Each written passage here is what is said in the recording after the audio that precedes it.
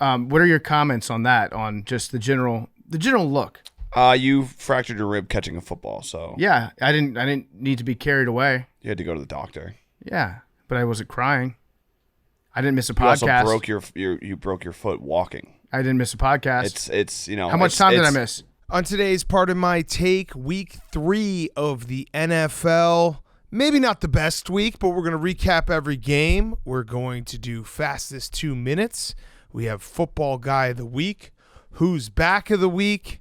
We're going to get into all of it, including this Sunday night football game that makes us want to never watch football again. But that's what we have to do to get the great weeks. But we do have some big games that we want to get through, and some teams that are looking for real and some teams that are looking absolutely terrible. It's brought to you by our friends at Game Time.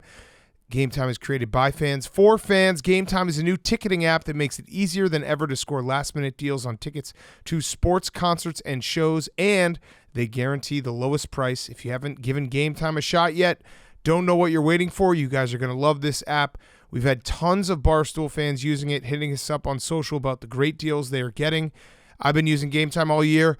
Billy, you went to Tennessee, Florida on Saturday with Game Time. Amazing game. Looked incredible. Game Time. Big time. Was that the first time you've been to a big time college football game? That was the first time I went to an SEC game, and it did not disappoint. Okay, and that's thanks to Game Time. So it's easy to use, amazing deals. It's the fastest growing ticketing app in the U.S. You're going to love it. Download the Game Time app, go to the account tab to create a login, and redeem code PMT for $20 off your first purchase. Terms apply.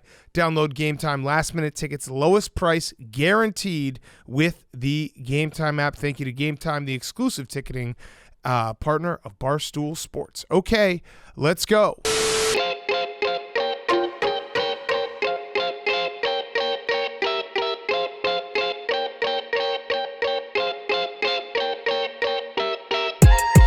Welcome to Part of My Take, presented by Game Time. Today is Monday, September 26th, week 3. What?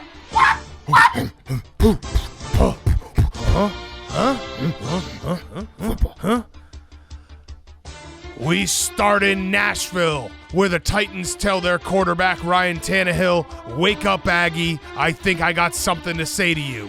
It's late September and your team is 0-2. And wake up they did, as Tannehill hit his tight end, Jeff "Come on, ride that Swaim," for a touchdown. Damn, Josh McDaniels, back at it again with the shitty coaching job, as Mark Davis, of all people, is saying, "I wish I had never seen your face," to his new head coach. Titans 24, Raiders 22.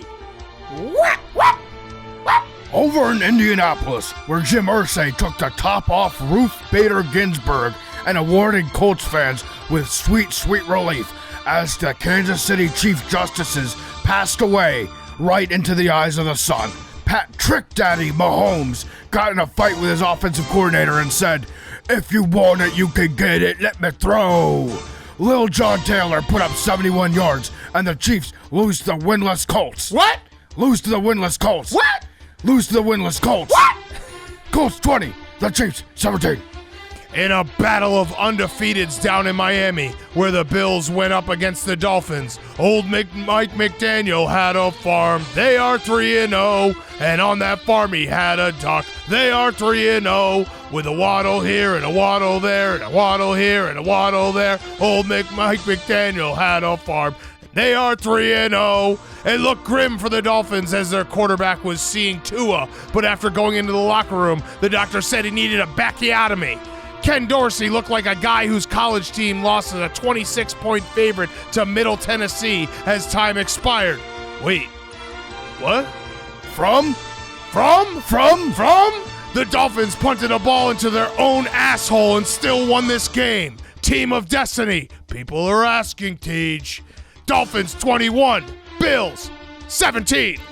In Foxborough, where Lamarsh Jackson used promo code Jake on the Barstool Sports store, was feeling good after taking a 10% markdown Andrews to the end zone twice.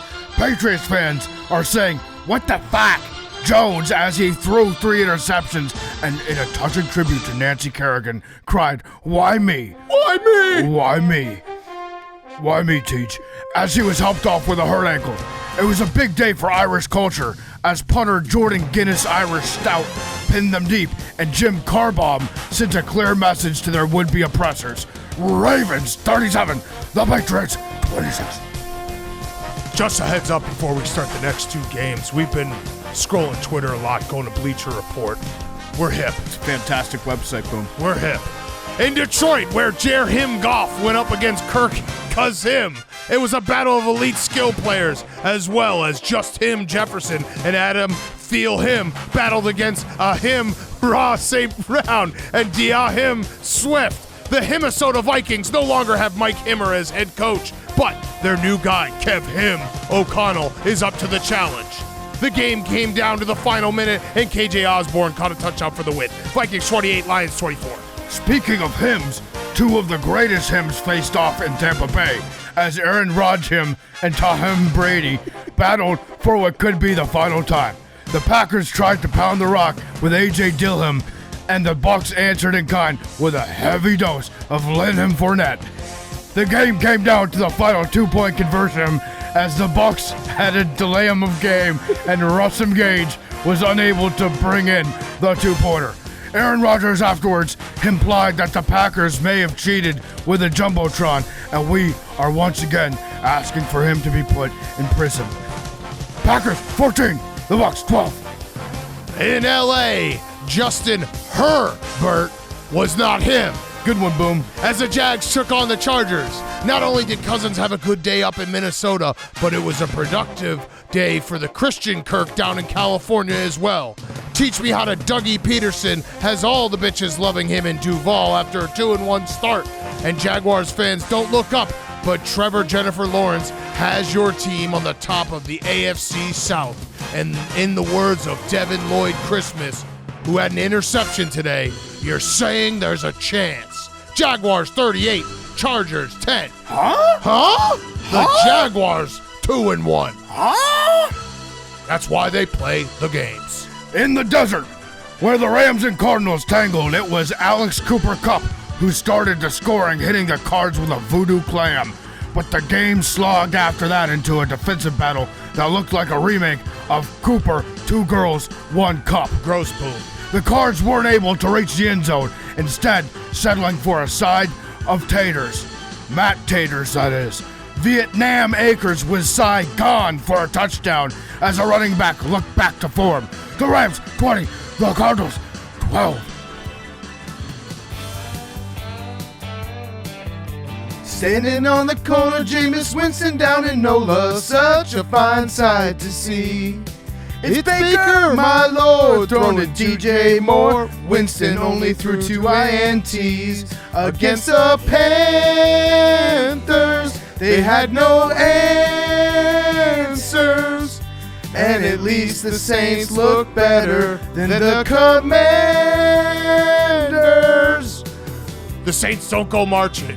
Panthers, I'm going to make this up. I don't know what it was. 22-12. That sounds about right, That Boom. sounds right. And that is week 3, brought to you by our friends at Chevy. Chevy Silverado is commanding, unstoppable, and powerful. It's always truck season here at PMT, but now it's also tailgate season with the Chevy Silverado. Brought to you by Chevy Silverado. Boomers are. Learn more at Chevy.com. Okay, week 3 in the books. We are in the middle of quite the Sunday Night Football affair. It is, as this taping, it is 49ers 10, Broncos 5. Russell Wilson's getting booed in Denver. This is the game that we were promised when Iowa and Rutgers played on Saturday night. It is punt fest, and then we had, of course, Jimmy G getting a safety by running out of his own end zone, which we will get to, but wasn't the weirdest safety of the day. So that's almost an incredible sentence to say, that Jimmy G Orlovski'd, and it wasn't the weirdest safety today. Well, it's interesting because I would actually rather have a football punted directly into my asshole than watch this game again. Yeah, yes, absolutely. This has been an abomination of a game, and we went from, listen, this is the speech that we need to give people. These are the weeks that you walk away from week 3 and you feel unsatisfied. You're like, there wasn't any incredible moments. There were a couple games that, the Bills-Dolphins was exciting. There was a couple moments that were cool, but it didn't have that pizzazz. And that's what I'm trying to say is not every week can be incredible. And it makes you realize when we have the incredible weeks how special they are, because we just went from the Bucs Packers game to this game, and I think combined there's been like 50 punts in the last like, how they're like in real time, not game time, real time, real lifetime, our lives. There have been 50 punts in the last 4 hours. There's something I wrote down earlier about this game and watching it, because it tests us as football fans. Right, sometimes. exactly. That's what I'm saying. I said these are the times that tribeman souls, the summer soldier and the sunshine patriot, will, in this crisis, shrink from the service of their league, but he that stands by it now deserves the love and thanks of man and woman. That's us right now. Yeah. We're the watchful guardians over the NFL. We're watching this disaster of a football game. It's a labor of love for us, and I'm sure that this is one of those games that in the middle of the dark days of April, maybe early July. Yeah, we'll be wishing for. We'll be pining for. We'd die for this. I would probably. I'd kill most people that I know to get this game on TV in early July. And we just saw a shot of Russell Wilson trying to pump up his offensive linemen. I just can't. You can't tell me those guys don't hate him, because you're 10. It's 10-5. You've had no offensive rhythm. Mm-hmm. And he's coming over and being like, "Let's ride, guys. We got this. Like, we're gonna do it next time out. It's gonna be totally different than all the other times." Also, while you're sitting on the sideline trying to catch your breath from running around and blocking and gaining no yards, can you please just make sure you shout out run or pass? And they're like, "All right, dude, come on. Like, let's just go home. This is too much." Yeah. I think it's time to ask the question, Big Cat. Who won the Russell Wilson Drew Lock trade? I mean, this is... Without Drew Lock, there would be no Geno Smith writing back right now. Cooking. Geno is literally writing back to everybody this week. He's like, sorry. He's doing a Rich Bisaccia, and he's sitting down and handwriting letters to everybody that hated him, being like, yeah, you're right. Geno Smith just had his wedding and bar mitzvah and also had a kid. That's how many thank you letters he has to write out Petey, to all Paulie, these people. Yeah, Paulie, everyone. Petey, please, all getting letters back. Thank you for not believing in me, because you turned out to be right. But yeah, this game is an abomination. I don't really know where the Broncos have looked objectively. Russell Wilson bias aside, objectively really bad and really disjointed. And Nathaniel Hackett, who hired a operations guy to basically tell him what to do in these big situations, which I'm going to give our guy Nathaniel Hackett some credit. Most head coaches, NFL or college, any sport really, they are control freaks. They want to do everything their way. Nathaniel Hackett put his ego aside and was like, yeah, you know what? I kind of need some help here because my team keeps getting delayed games and I keep calling weird timeouts. So I'm going to give him credit for at least acknowledging the fact that he has a deficiency and he rectified it.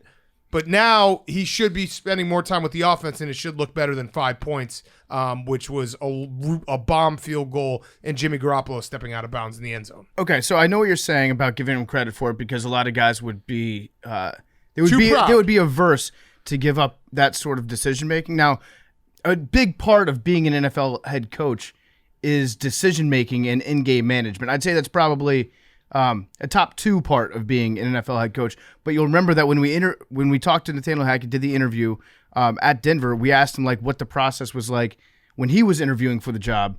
What did they ask him about? And he's like, they didn't really ask me much about my strategy or in-game stuff at all. Maybe that was a mistake on their part. Maybe. On the other hand, there's a possibility that it could be ownership might have said, hey, you need to get a special assistant to look over your shoulder and to pretty much tell you how to do your job, or else this relationship's not going to work out. It might not have been his decision. I think to get that guy in 1-1. I think Nathaniel Hackett seemed like sitting with him, even though we were with him for 30 minutes. He seems like a self-aware guy. He knows. And like I said, there's a lot of coaches. They get one shot and they're like, "It's my way or the highway. I'm going to do it this way, and you guys are all going to fall in line."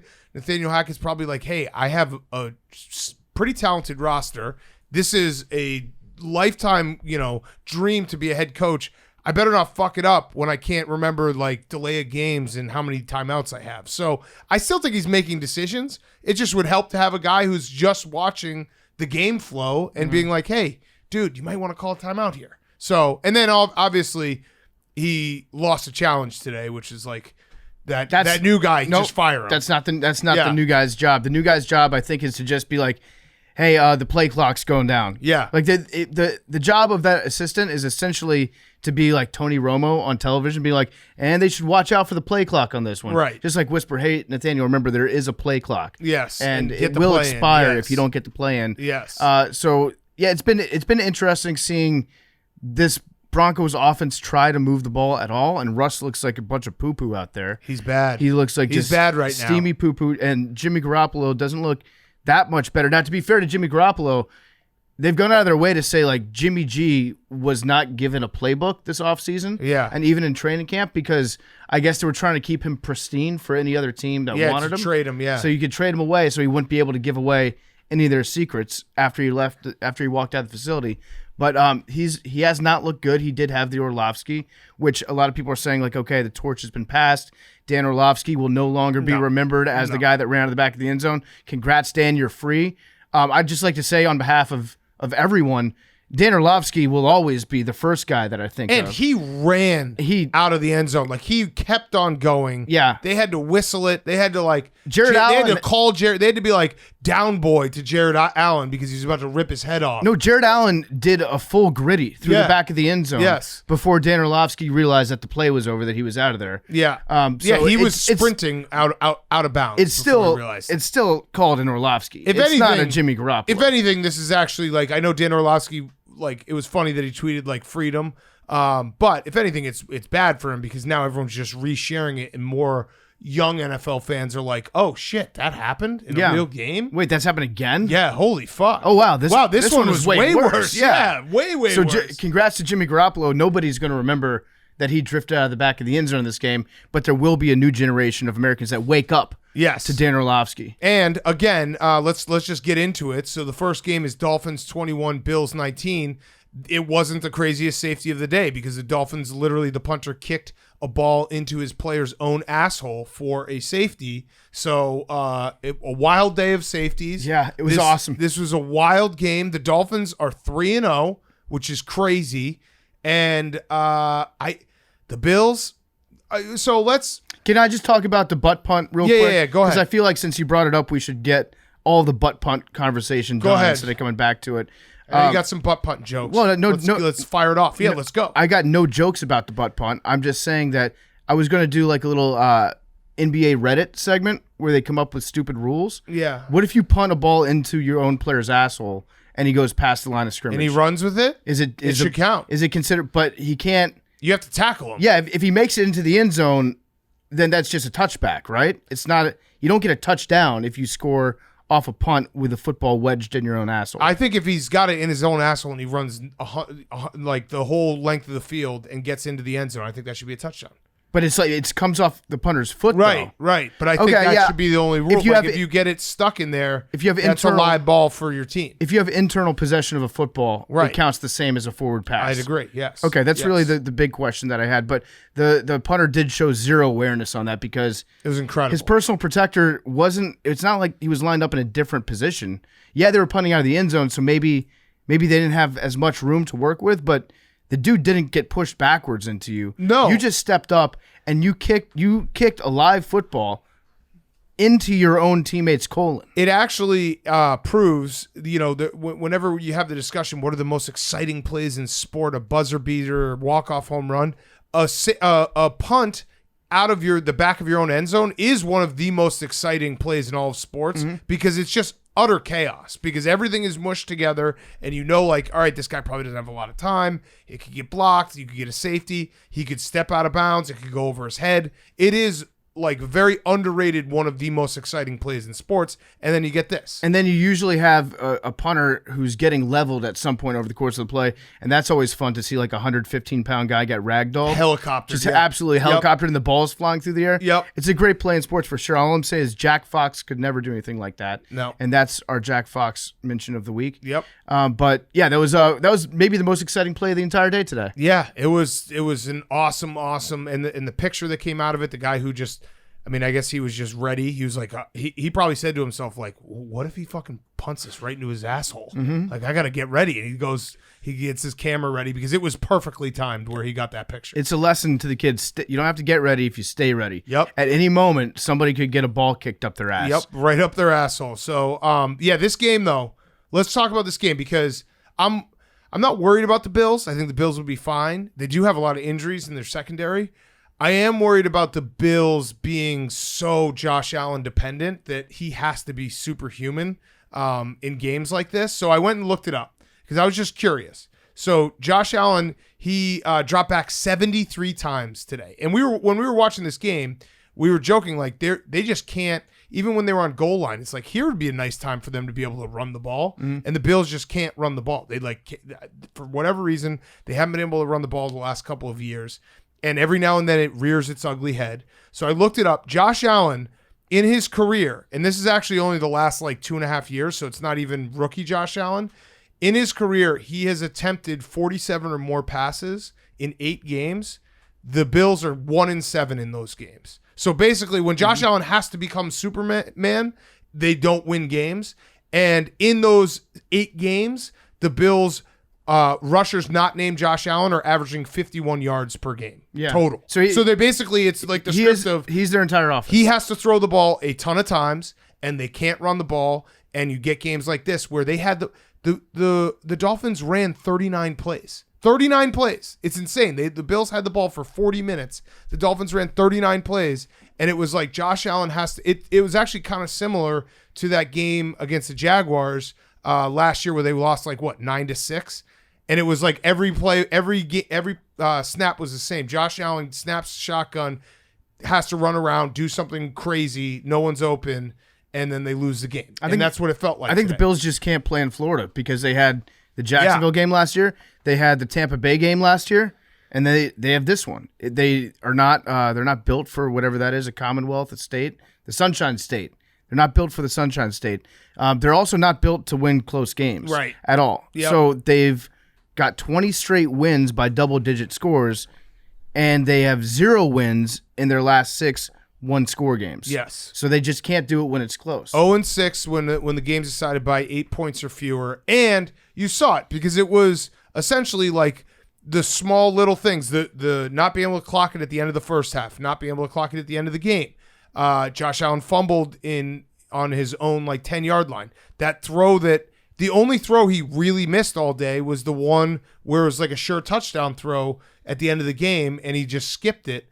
Shanked field goal, missed field goal that was a 38. The little things that the Bills weren't able to do, running the football. I like this conversation because we can say, because at the end of the game, it was definitely a sign that the Bills have not played in close games. Right. When I think it was Singletary, right? He didn't know how to get out of bounds, or he had that lack of awareness.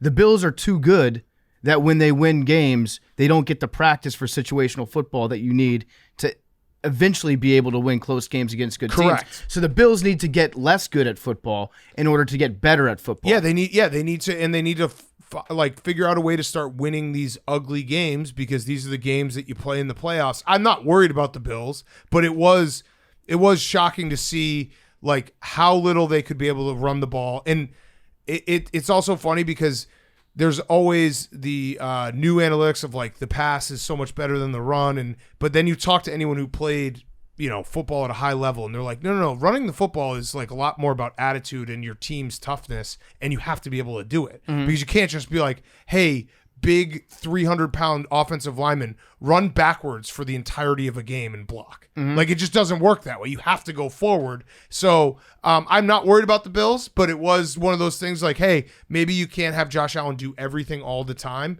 And then on the other side, the Dolphins are 3-0, and their defense deserves a ton of credit because they basically were we're not going to let you throw it deep over our heads. We're going to keep everything in front of us. We're going to make you do these long drives. They made huge plays. They pressured the fuck out of Josh Allen. And Tua, who was not concussed at all because they told us he wasn't, even though he totally was. I'm praying for Tua's back right now because it looked like a pretty bad back injury where he got hit on the head so hard that the whiplash kind of drifted down and went into his lower back and locked it up. Yeah. That's nasty. You hate to see that. It's a classic injury. And then when he stood up and he tried to walk it off and he was all dizzy because his back was out of alignment, and so it kind of threw off his inner ear because he's got his pelvis down over here and then his spine curves to the side and his brain's on this other side. So it was a nasty back injury, and I hope that he gets better because like a back injury is something that can nag you for a long time. Yes. And so let's just say this is basically Florio has his marching orders for the rest of the week. Florio's going to be all over this. They're doing an NFLPA full investigation. Yeah. And I'm going to do a fast forward preview of what the investigation is going to say. Tua, so you had a brain injury, right? You had a concussion. You were dizzy. No, it was my back that hurt. Yeah. But no, it was very clear that you had a concussion and you couldn't stand up. No, my back. It was just my back. That was in traction. And then that's the end of the investigation. Yeah. But Tua came back in, didn't play his best game, but made huge plays in the fourth quarter. Like Tua, I'm a member of TuaNon, but the undisputable fact about Tua is he's a winner. Like he's just a winner. He finds ways to win. And obviously a team game, but he's a winner. He beat a quarterback without an O in his last name for the first time in 20 games? He finally did it. So now he's checked off the last unbeaten quest on his list. I also have a TuaNon fact for you. Tua, through the first 3 weeks, leads the league in completion percentage in the third quarter. He's Mr. Third Quarter. I like it. 79% compleation percentage in the third quarter this year. That means he's very coachable he can make adjustments at halftime. Right out of the half, he's ready to go. This was though obviously the Bills get talked about because everyone had the Bills as a Super Bowl favorite to go into the season. So anytime they lose, it's a conversation. But I walked away from this being like, yeah, the Dolphins are for real. Because remember we talked about like Mike McDaniel when he has to face adversity, when he has to win the tough games. This was a tough fucking game. They had the ball for 20 minutes. The Bills had the ball for 40. Like they had to dig deep, and their defense had to make big fucking plays, and they were able to do it. And Tua's a winner. And Jake, would you like to? I mean, 3-0, the only undefeated team, the only team that's 3-0 right now, correct? The Eagles. Oh, the Eagles. Sorry, the Eagles. Yeah, our Super Bowl. Sorry. The Eagles, and then the Giants are 2-0. The Eagles are like 16-0 already. Yeah, so last year when the Dolphins were 1-7, I called on the show that they would be 500 by Christmas, and I was correct, right? Because I saw their schedule. We can play the schedule game quickly here. So at Cincinnati Thursday, that's a tough game. Yep. If they can win that. Now, I've got that pegged as a possible white helmet game for the Bengals. If it's a white helmet game against the teal or aqua, whatever they are, Dolphins jersey, that will be my uniform game of the year. Yep. I think there's a chance that after this game, they might be favored in every game until December. Give us the list. That's when they go to Buffalo? Hear me out. At the Jets. Okay. Win. Home against the Vikings. Win. Home against the Steelers. Win. At Detroit. Win. Loss. Possible. Yeah, but they will be favored in that game. Yeah. You're right. They'll be favored. At Chicago. Win. Yep, favored. Home against Browns. Favored. What? Deshaun. Yeah. No, that's not Deshaun yet. Not yet? Week 10. No. Week 10? Week 10. Yeah. Okay, we know that there's a massage place down there for Mr. Kraft. Week 11 bye. Week 12 home against Houston. And then week 13 they're at San Fran. That's a good schedule. It's a good schedule. That's a good schedule. So Damn. we might have 11-0. That's Call my shot. 11-0. 11-0. Yep. And 11-0 what if you're entering wrong, Jake? December. I mean, I'm most likely going to be wrong. Wait, Billy just said, Billy's going to shoot you. In the dick. Billy's going to shoot Jake if they're not 11-0. I like that. But yeah, it is a pretty favorable schedule. Yeah, that is. It is. And I think they're a very good team. Like it's awesome. And they've shown they can win both ways. Right. Every way. They've won a game convincingly. They've won a game with a crazy comeback, and they've grinded this game out. So I would like to give some credit to an unheralded member of the Miami Dolphins because we do talk a lot about Waddle and Hill, as we should, and Tua because they're playing out of their minds. Alec Ingold. Yes. Favorite person of part of my take. I believe he's a Lowman Trophy winner. Yes. From his college days. Great fullback. Was awesome out in Las Vegas as their fullback for a couple years.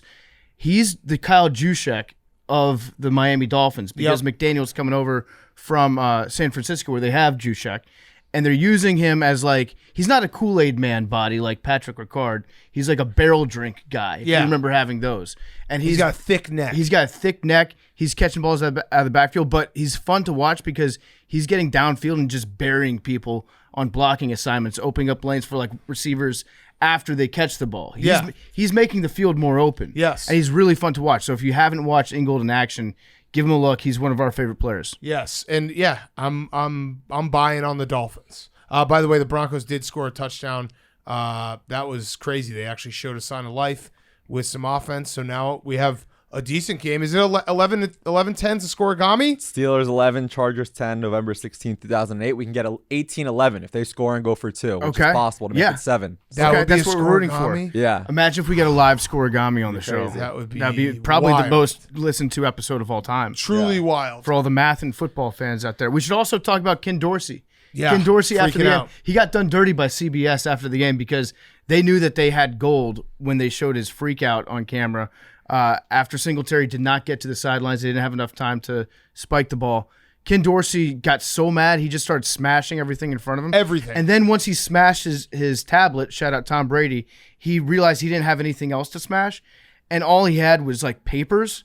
And then he just started really aggressively ruffling up the papers. Yeah, he was the meme of the monkey just throwing shit off the desk. Because he didn't have anything cool to smash, so he just started crumpling papers and just screaming his head off. And then somebody like stuck their hand over and covered up the camera to protect Ken Dorsey from becoming an internet sensation, which he was.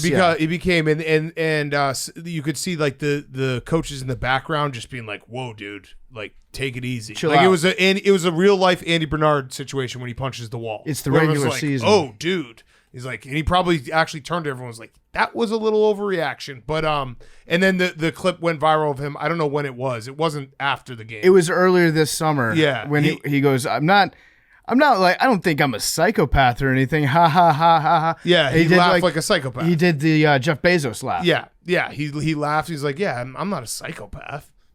And like, okay, dude, if you have to actually say that, then you are a psychopath. I'll tell you what, I personally have never said I am not a psychopath in my life. No, I have not as well. So Billy definitely has. Definitely has to. Like, dude's like, I'm not like a sociopath. That's I've actually can hear. I've heard him. I've heard him. Yeah, say I can it. hear that in my head right now. But yeah, it was crazy. Oh, and looks like the Broncos are going to win this game.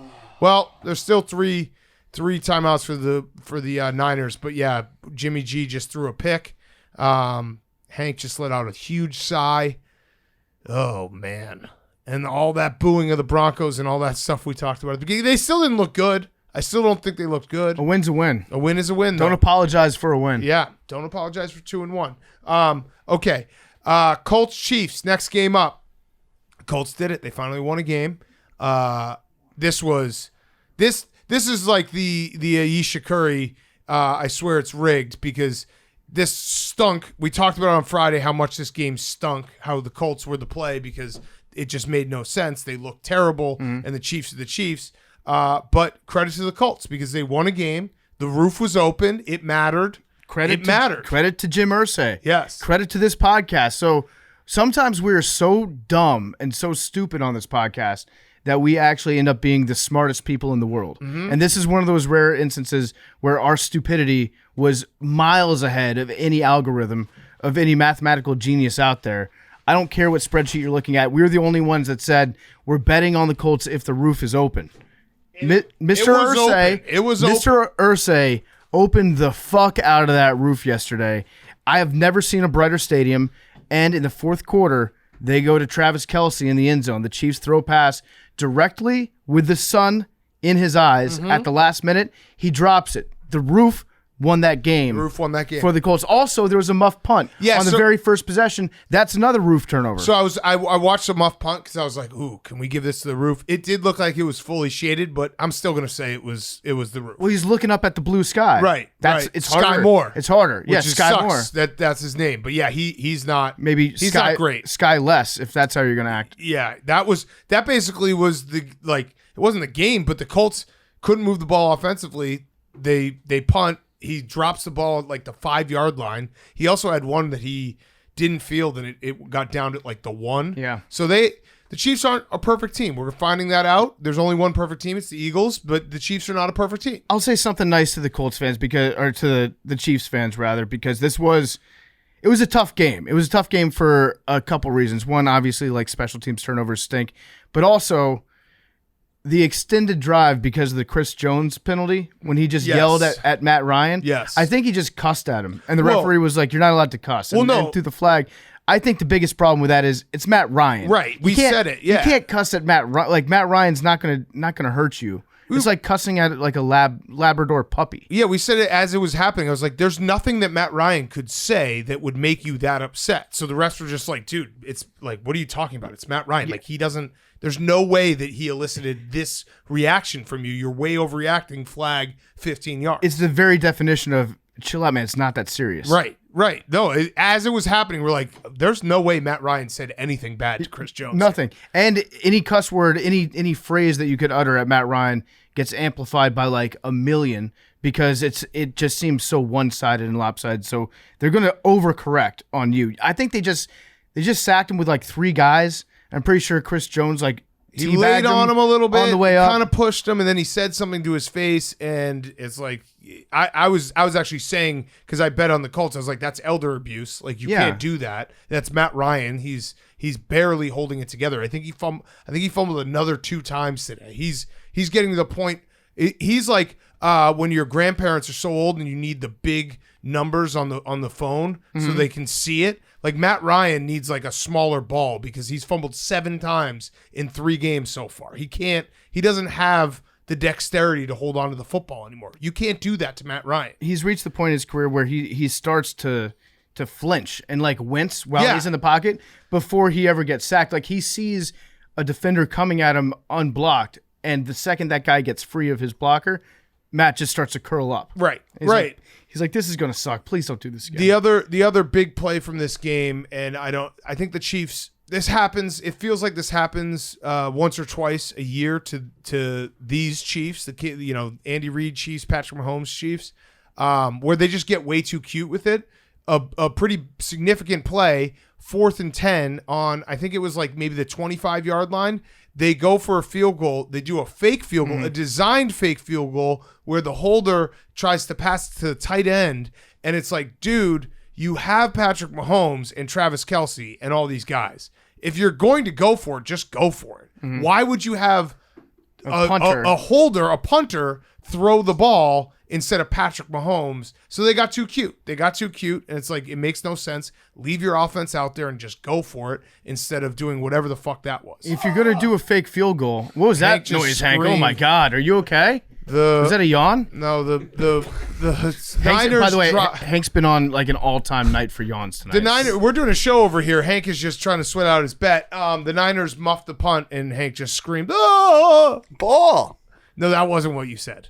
No, you did not say ball because your team, the team you bet on, was the one that fumbled. So you don't say ball for that. I was just. You shrieked. That was, man. That was funny because your mic wasn't on, so it was like from across the room. Anyway, where were we? Very dumb. Very dumb. Oh, the fake punt. Or the fake field goal. If you're going to fake a field goal, put Justin Reed out there at least. I think he could probably do anything on the football field. And obviously, if they have Bucker, who's still injured, they probably just kick the field goal, but they don't trust their backup. There are a million reasons why the Chiefs were a better team today, but all that matters is the Colts won this game because some fuck shit happened. And Matt Ryan led them back in the 4th quarter for a game-winning drive. He's now 6th all-time for 4th quarter game-winning drives by quarterbacks. Jimmy G just got sacked. This game is probably going to end right now. Brady Manning tied for 54. Breeze and Roethlisberger tied for 53. Marino with 47. And then Matt Ryan has joined Brett Favre, who should be in jail, at 43 4th quarter comebacks. I was looking at the list, and this is just one of those stupid like football fans looking at a list being like, this is pretty cool. Active players. Matt Ryan, like I said, is currently Billy, what the hell is going on in Christ, this room? Guys. Matt Ryan is currently 2nd in active players behind Brady for 4th quarter comebacks. Who do you think is the 6th person? on that list? Active players. That's a great question. I'll give you a. I want no hints. All right, so it's Brady Ryan 1-2. Okay, active players, and then I gotta mentally skip past numbers 3, 4, and 5. Joe Flacco. No, you can say 3, 4, and 5 if you could like throw them out. Joe Flacco. No, Joe Flacco's not. I'll give you 3, 4, 5. Stafford's 3. Okay. Russ is 4. Carr is 5. Carr is 5. 6. Jameis. Nope, not enough. Not enough fourth quarter comebacks. 6th on the active fourth quarter comebacks, game-winning fourth quarter comebacks. Is it Kirk? Nope, it's Andy Dalton. Oh, nice wow. guy, Andy Dalton, ahead of Aaron Rodgers. Interesting. Pretty crazy. Yeah, I mean active asterisks. Yeah, Semi-active. He's active. He's active. He's very active for his age. His name was highlighted under the active on the Pro Football Reference page. Yep. So it counts. Impressive. Yes. By the way, the Broncos are going to win this game. They got the ball back. Who fumbled? Or was it a turnover on downs? Jeff Wilson. Jeff Wilson fumbled. Nathaniel Hackett's now 2-1. Just the got boys are shoved by smiling. his own player. Looks like a fight. Oh, also That was a tough win for them. And Russ, the one time they needed offense all game, they got it. what happened with Bieniemy and Patrick Mahomes today? Did we ever get an update as to what they were yelling at each other about? Just fiery guys. Just being fiery guys. Yeah, that's the thing where they're gonna circle the wagons and just be like, it wasn't an argument. They're just two competitors that were frustrated and wanted to win. If I had to guess, I would say that Bieniemy and Patrick Mahomes' relationship is probably not on the best terms right now because they got Littlefinger, to quote, to Game of Thrones. They got Littlefinger and Matt Nagy, who's now the assistant quarterbacks coach in Kansas City. So he's probably ruined. He probably is telling Patrick Mahomes, like, you should hear what Bieniemy says to you about in the coaches meetings. Okay, he motherfucks you. There's some shit going on. Yeah, no, he definitely is ruined. He will ruin that franchise from within. Absolutely. He probably called the fake punt or the fake field goal. Yeah, he definitely did. He has nothing to do with special teams, but he definitely did. Okay, so Broncos officially win 11-10. Not a scoregami, but happy for Nathaniel Hackett. Easy under, primetime unders. Every game goes under now. It sucks. Let's go to the next game. I like how they asked Mike Shanahan who he was going to be rooting for tonight, and he was like, "Well, obviously my son." Yeah, it's like, guys, I'm pretty sure that my son. Wait, are you asking if I'm rooting for my son or the team that fired me? Yeah, right. My son. I'm gonna go with Kyle. Yeah, I'm gonna go with my son. But he can kind of win either way, right? He can spin it. He'd be like, "Oh yeah, the Broncos. That's nice. That's my team." Ravens 37, Patriots 26. Let's have some guy talk, shall we? I was sitting next to Hank. By the way, if you're watching on YouTube right now, Hank did go to Rolling Loud. You might see a sweatshirt or how many 17 bracelets he has. What do you have? Four concert bracelets? Dude, was this weekend a movie? That's so cool. It was a feature film, Academy Award winner. Yeah. Hank sat next to me all day. It's a great day. Farted on me once. It was a toot. He looked. It was like a dog farting because he looked up and he was like, "Oh shit! I didn't expect that to be loud." Yeah, he was like inches away from his ass. He was trying to get away with one. Yeah. When I posted that picture earlier today, it was my Be Real where it was of me and Big Cat. You were behind me, and Hank's butt was pointed towards you. Right at me. Somebody replied to it. It was like, Hank better be careful pointing his asshole right at Big Cat. Yeah, no. And I mean, Nostradamus. Yeah. I just looked at him and was like, "Did you just fart on me?" He's like, "Sorry." But anyway, I was sitting next to Hank all day. I heard his murmurs, his under the breath whispers. There was some, "This team kind of stinks" talk, and there was some, "He might not be the guy" talk. I never said that. Oh, yeah, I mean, we asked you basically after every throw. We were like, "Was that a guy throw, Hank?" And there were several where you're like, maybe not anymore." And then there were some where it was like, "Oh, maybe he's a guy now." And this is, again, he's bisexual. He's going both ways right now. Sometimes he is, sometimes he isn't. I could see it. A couple times there were throws where I was like, "Oh, that was real. Like that's Mac Jones." But he had a few interceptions that weren't great. He got hurt, which hopefully he's okay. We saw the picture. Yeah, I don't think it's fair to even have this conversation until he's healthy. Oh, okay. Oh, yeah. Oh, you want to table it? Yeah, I don't think it's really just inconsiderate in my opinion. Yeah, you should actually just refer to this injury if he ends up not being the guy. Just be like, this game ruined him. He was starting to be the guy, and then the dirty Ravens came out there and just injured him. Yeah. What are you gonna say, Billy? I think I called Zappy would start by the end of the season. Bailey Zappi, legend. But I don't think he is starting. I think Brian Hoyer's starting. Yeah. Well, I said there would be some quarterback controversy. They have to play, I think their next game's at Lambeau, so they're probably like, hey, we don't want to have Bailey Zappi have to go play his first game at Lambeau against that defense. But I feel bad for Brian Hoyer. Like, your job, you have the Chase Daniel job where for the longest time you're just collecting a paycheck. Right. And nothing ever has to happen to you. You just kind of, as long as you show up on time and then you're not the first guy to leave the practice facility, you essentially have a job until you're 40 years old. Now he actually has to play football, and at a road game, that's going to be tough for him. I feel bad for him, honestly. I do too. But let me say this for Hank. I don't think that he's saying that Mac Jones isn't the guy. I just know, sitting next to him, there are questions. We were watching the Bears and the Patriots, and we were kind of, it was similar games. Justin Fields is not, we'll get to that. He stinks. He stinks out loud. Yeah, it's just different. I said it, after game one, it's just different, especially watching the Bills and the Dolphins, two, juggernaut teams that are going to be contending for championships. Like, the Patriots just are not there. They don't look like they're there. What needs to change? Better coaching, better play calling. Oh, wow. It is weird also. They've had some all year. They had some crazy, third down, third and short where they're just not even, passing the ball past the line of scrimmage. It also is weird watching the Patriots just shoot themselves in the foot. Like interceptions, fumbles that you don't think of when you think of a Belichick. Like if we had Jules in here, he'd be like, yeah, Belichick is probably puking all over himself because they can't take care of the football. Because it felt like that. Even when they had a chance, they were, what was it, 31-26, and they were driving, and there was a fumble after that one. And to talk about the Ravens real quick, Lamar Jackson's been incredible. His numbers against the blitz today, he was 9 for 10, 110 yards, 4 touchdowns. He just ripped them apart, and he did exactly what we were kind of criticizing him for last week in the Dolphins comeback. It's like a good team just gets a couple first downs, ices the game away.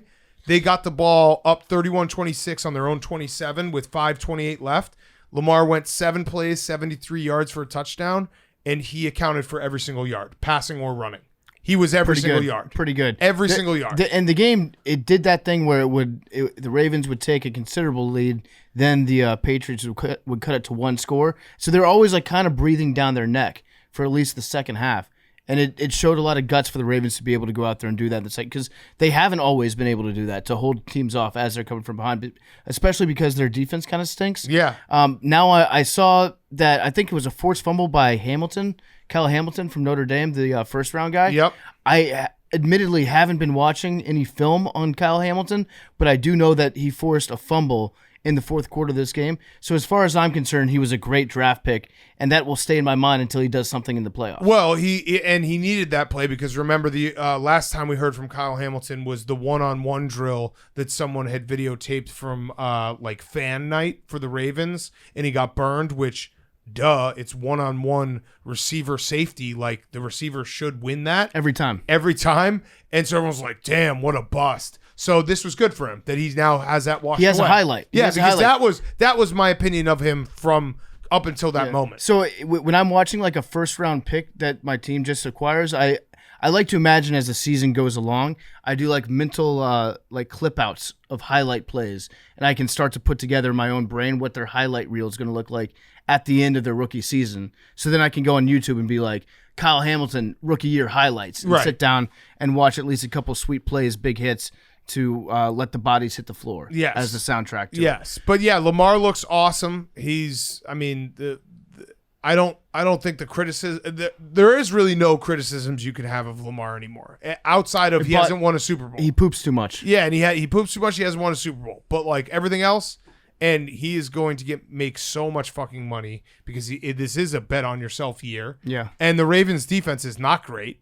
There was another couple times this game where the Patriots don't have an explosive offense like the Dolphins, and it was a repeat of last week where it was cornerbacks running, turning around, trying to figure out where they are as guys streak down the field. So he's kind of got to do it all. So he's probably going to, if he does become a true free agent, and they're probably going to tag him. Oh my God. After this year. But as a true free agent, here's what I would do if I were Jeff Bezos. I would buy a team. Name a team. The Bears. Okay, I would buy the Bears. I'd just walk up to the McCaskies and say, hey, listen, old people, here's $10 billion. I'm buying the Bears. They have to say yes to it, right? Like, Correct. nobody is turning down $10 billion. Correct. It doesn't matter to Jeff Bezos. $10 billion, I'm buying the Bears. Okay, now I'm going to make Lamar Jackson an offer for the richest contract in NFL history. Plus, I'm going to try to throw in like a tenth of a % of equity in the Bears. Yes. And I'm just going to fuck up the entire process for everyone else because I'm the new guy in town. I don't have to answer to all the owners. They might hate me, but so what? I'm so rich, I have fuck you money to people that have fuck you money. Right. So I'm going to say fuck you because that's what you do with fuck you money. Yes. Then you just get a great team instantly and you win a bunch of games. That is the dream. That's what Jeff Bezos should do right now. Yeah, and he is trying to buy the Suns, so he has officially reached like you're not just a nerd anymore and a weirdo that we can't trust. Yeah. Because any rich guy to that level should have a pro sports team. But yeah, I'm in for that. That is my dream scenario. I've been thinking about, hey, Jeff Bezos, like, you want to fucking spy on the world and like own us all and have the robots take us over? Cool. I'm in for that. Just give me a couple of winning Bear seasons. Yeah, honestly, I would become the biggest whore for Amazon in history. Dude. All you have to do is buy the Commanders. Oh. You don't have to pay me any money. I will get an Amazon Rocks tattoo if you buy the Washington Commanders. Dude, you just have to go. Jeff Bezos has to go fucking like 10-7, and I will on this podcast every fucking week just be like, I don't think Amazon like buying the Roombas is that weird. I don't think Amazon buying all like the home security systems is that weird. I don't think Amazon like spying on all of our streetlights. Like, no, I think that's actually normal. They're just trying to get better at their jobs. I will say that every week. They're trying to make my life easier. Yeah. By installing robot dogs in every police department across America. Yeah. This Thank is cool. you. I feel safer now, Jeff. 10-7. That's not too much to ask for. Just do it. Just do it. I want 10-7. All right, so that's Ravens Patriots. Hank, emergency button. Where we at? It's bad. It's no. not I think good? I think you guys are being very insensitive. No, I'm asking until you- the injury, until Mac Jones is back healthy. I don't think we can really, make that decision. Don't speak on a man that might go under the knife. Now, I did read that on his injury report, Hank. He sprained his ankle and he got carried out by like 3 guys. I think half the team carried him out. It was like Rudy, and he was screaming and crying on the way to the locker room. What are your comments on that? On just the general look?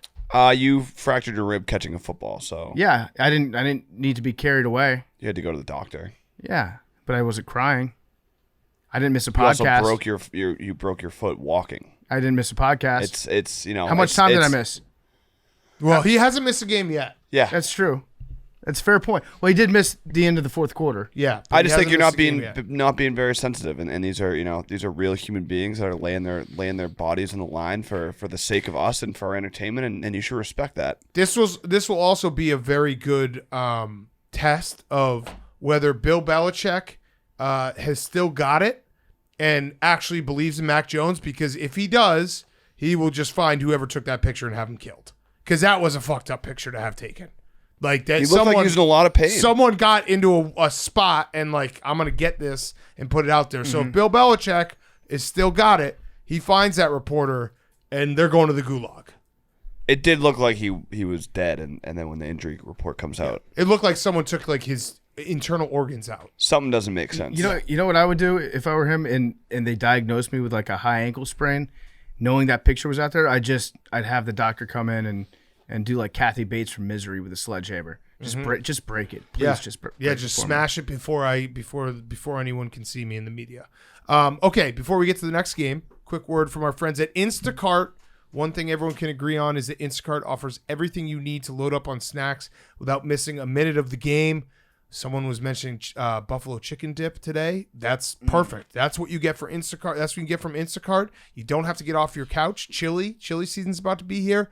Instacart is a leading online grocery platform in North America, and with Instacart, the world is your cart. With each cart you build, there are endless possibilities to create stories with the products that Instacart helps delivers. What's in your cart? I'll tell you right now. Hank, what's in your cart? I like to get everything I have for game day. I like to do, napkins, cups, chips, pretzels, everything. Everything Yeah? you could ever need for a football Sunday, you just put it all in your cart. I like to get chips, pretzels, hot dogs, hamburgers, and that's just for the pregame. And then we go chili, we go steak, we go everything. Instacart has it all. Instacart helps deliver all these possibilities with a fast and efficient shopping experience. Fast and flexible delivery in as fast an hour, or you can select a delivery window. Get whatever you need from grocery, household essentials, electronics, home improvement, alcohol, pets, beauty, and more. So get everything. You need your dog's food? Get it from Instacart. Get free delivery when you cart your first order on the Instacart app and Instacart.com. So first order, free delivery, Instacart, super easy. Never get off your couch and miss any football action. Use Instacart. Okay, next up, Eagles Commanders. The 3-0 Eagles. The best team in the National Football League. E-A-G-L-E-S, Eagles. This game sucked. This game made me question loving football. I love this game. That's what the Commanders will do to you. Fuck this team. I have a straw update. Okay. So last year, me and Big Cat went down to our last straws together on the Commanders. You'll recall. Oh yeah, I also went down to my last straw. Yeah. I lost my straw. So that's my update. I have my straw. And get Carson Wentz fucking off my television forever. I never want to watch. It's sad watching him play. He's bad. It's just sad, and he got sacked, I think, 5 times. Hang on, I have the stats right here. It was just, he was sacked 9 times today. But he was sacked 17 QB hits. He was sacked 5 times on his first 8 dropbacks. Mm-hmm. That's pretty bad. Got off to a bad start, and then somehow it got worse. It was very sad watching the game, and the only thing I just started focusing on the fact that we have a new mascot coming out, so I'm trying to determine if we want the hog, the pig, or the dog as our mascot. That's what I had to distract myself with today. It was bad, but I have my straw. Oh, actually, I have scissors right here, So and that's that. So now this is my straw. Okay, so I have it's a half smaller straw. Smaller straw. I have a smaller straw. That's Important what I'm down update. to right now. Important straw. Half a straw. Half a straw left. This team just sucks. Congratulations, Max. The Eagles are good. After the game was over, when Jalen Hurts was walking off the field, this just made me feel like a loser again. The Eagles had their security team walk over to the railings of FedEx Field and physically hold on to them so they wouldn't collapse onto Jalen Hurts as he was walking through the concourse. That's just it's really rubbing it in what a shitty franchise I have to root for every weekend. Well, that's MVP Jalen Hurts, because we should start that discussion, right, Max? Absolutely. I mean, listen, MVP Jalen Hurts. Talk about a guy. Talk about a guy. Through 3 games, he's over 1,000 yards combined, 7 touchdowns. I just looked it up. So he's got 1,063 yards, 7 touchdowns. Through 3 games for Lamar's MVP season, he had 1,035 yards, 8 touchdowns. So less yards, 1 more touchdown. Let's start talking about Jalen Hurts being MVP candidate, Jalen Hurts. At one point in the third quarter, the Eagles had 323 yards passing, and the Commanders had -1. The Eagles don't even have to play the second halves. Like, they haven't had to, which is bad. They should actually learn how to play offense in the second half, because they scored all their points in the second quarter. Yeah. But, the Eagles are the real deal. I think a lot of people were talking about, the Commanders is a trap spot for the Eagles. No. You know, trap spot, Super Bowl contending Philadelphia Eagles. And it was just sad because they brought 36 buses down to Landover, Maryland today. They filled 36 buses of people in Philadelphia in an organized, and that's not like the entire amount of people that came from Philadelphia. This was one company. They were like, hey, we're putting together a travel package for people that want to go down to FedEx Field. How many people want to buy tickets for this? 36 buses. Yep. My filled parents with people. were 2 of those. My parents were 2 Hell of those yeah, they people on were. the bus. 36 Hell yeah, fucking they buses were. is just, I mean, and I'm not mad at Philadelphia for that. I'm very, very impressed. It's just insane. So that's probably, 3,000 people right there in one trip going down. So shout out Birds, to Philadelphia. baby. Great job. Bird Gang showed up. They were loud on the road. It was basically like a home game for them. So yeah, it was just, it was a bad day to be me watching football on television for the first 4 hours, and that's kind of how things have gone recently. But yeah, I'm just kind of like, I've reached a point where I'm getting numb to it again, which is about this time of year every year. So that's how I feel about the Commanders. Can we talk about how good the Eagles are? Well, yeah, you've done that, and the Eagles are good. I wanted to talk about how good the Eagles are. And I do give the Eagles. I do give the Eagles credit. The other thing that I'm excited about is Brian Robinson, a running back. Mm-hmm. he's probably the best player on our team right now, and he's got 2 gunshot wounds in his leg. Yeah, but he's out there. He was out there. He was out there catching passes, running routes. So saying it out loud makes me realize just what a bad state of affairs it is. That's our number one guy right now. Yeah. Okay. So can we talk about the Eagles? Yeah, keep going. Well, I haven't even started. Devontae Smith that was his coming out party. Like, he was doing everything. He was catching balls. Everyone's, he's too small to play in the NFL. He was fucking catching jump balls. He was doing it all. He had like 8 catches, 160 yards or something. He was awesome. AJ Brown. They have everything. The Eagles have everything. They're incredible. And I love them. D-line was eating, dude. I mean, I don't have any. My board's not looking so good right now. But that Eagles Super Bowl futures, I actually go to bed and I just stare at it. I like keep it on at night to like keep me up, a little glow. They had from 5 that. sacks. Oh, it feels so good. 5 sacks in the first 8 plays of the game. 8 dropbacks of the game. You know how hard that is to do? How hard from both sides? Like, credit to the Eagles. Great job, Eagles. That's awesome. Eating. You guys are eating, yes. But guess what? We're cooking. We're serving you guys dinner. Enjoy. I actually feel bad for Carson Wentz because he like was just under so much pressure all the time, and I think his receivers already hate his guts. Like, you could see it in the body language at the end of the game. They were just like, "Fuck this guy. This sucks. Yeah. This guy sucks." They speak for all of us. Yeah. But I still love him, and I still believe in Carson. No. Yeah. Okay. Get him out. There was an interesting thing that happened earlier today, though. Before this game, Schefter put out a report saying how the Commanders tried to trade for Jimmy G, and they were going to get him at the Combine, which would have been better until Jimmy G said, "I'm going to have the surgery." Talks fell apart. They got Carson Wentz. I just don't know about the timing of all this. Like, it seems like it was put out there by somebody who's trying to get under Carson's skin, because Carson's thing is like, nobody wants me. I'm nobody's first choice. So, like, he's mad at the Eagles for that. Then he's mad at the Colts for that. And then we got him and we told him that he was our first choice.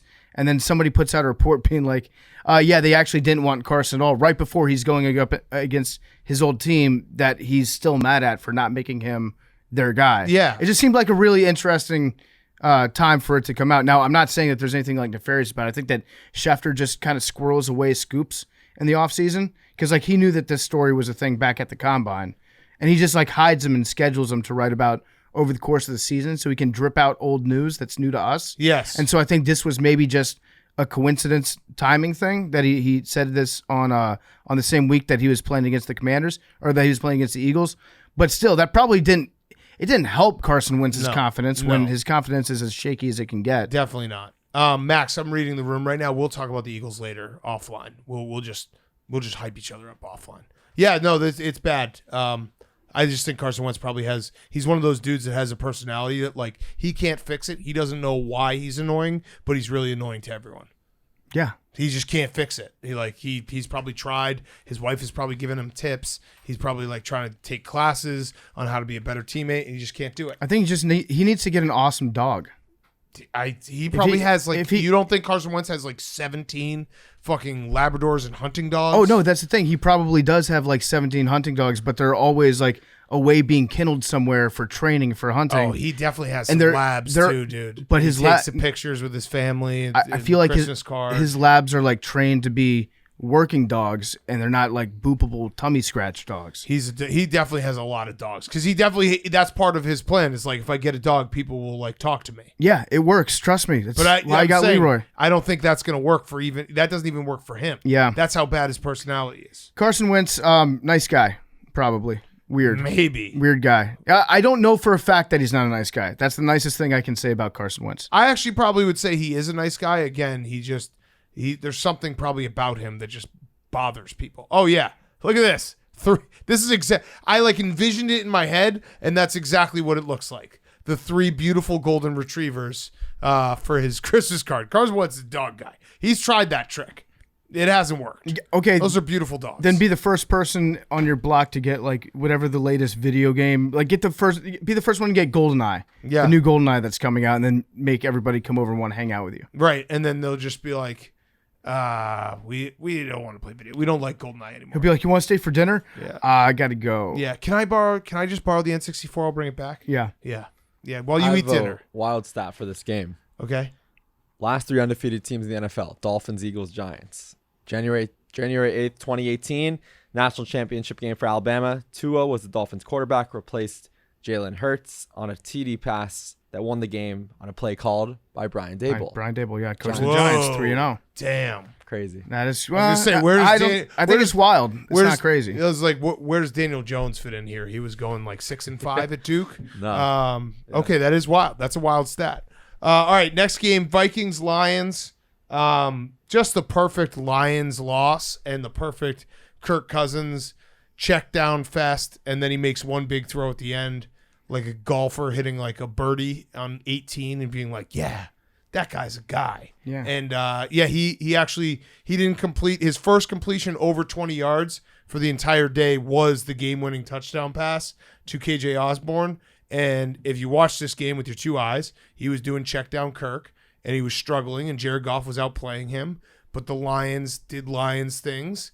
And Dan Campbell, he went for 6 fourth downs today. He converted 4 out of 6. And then they get 4th and 4 on Minnesota 36 with 1:14 left. And he decided to kick a field goal, missed the field goal. Vikings go and score and win the game.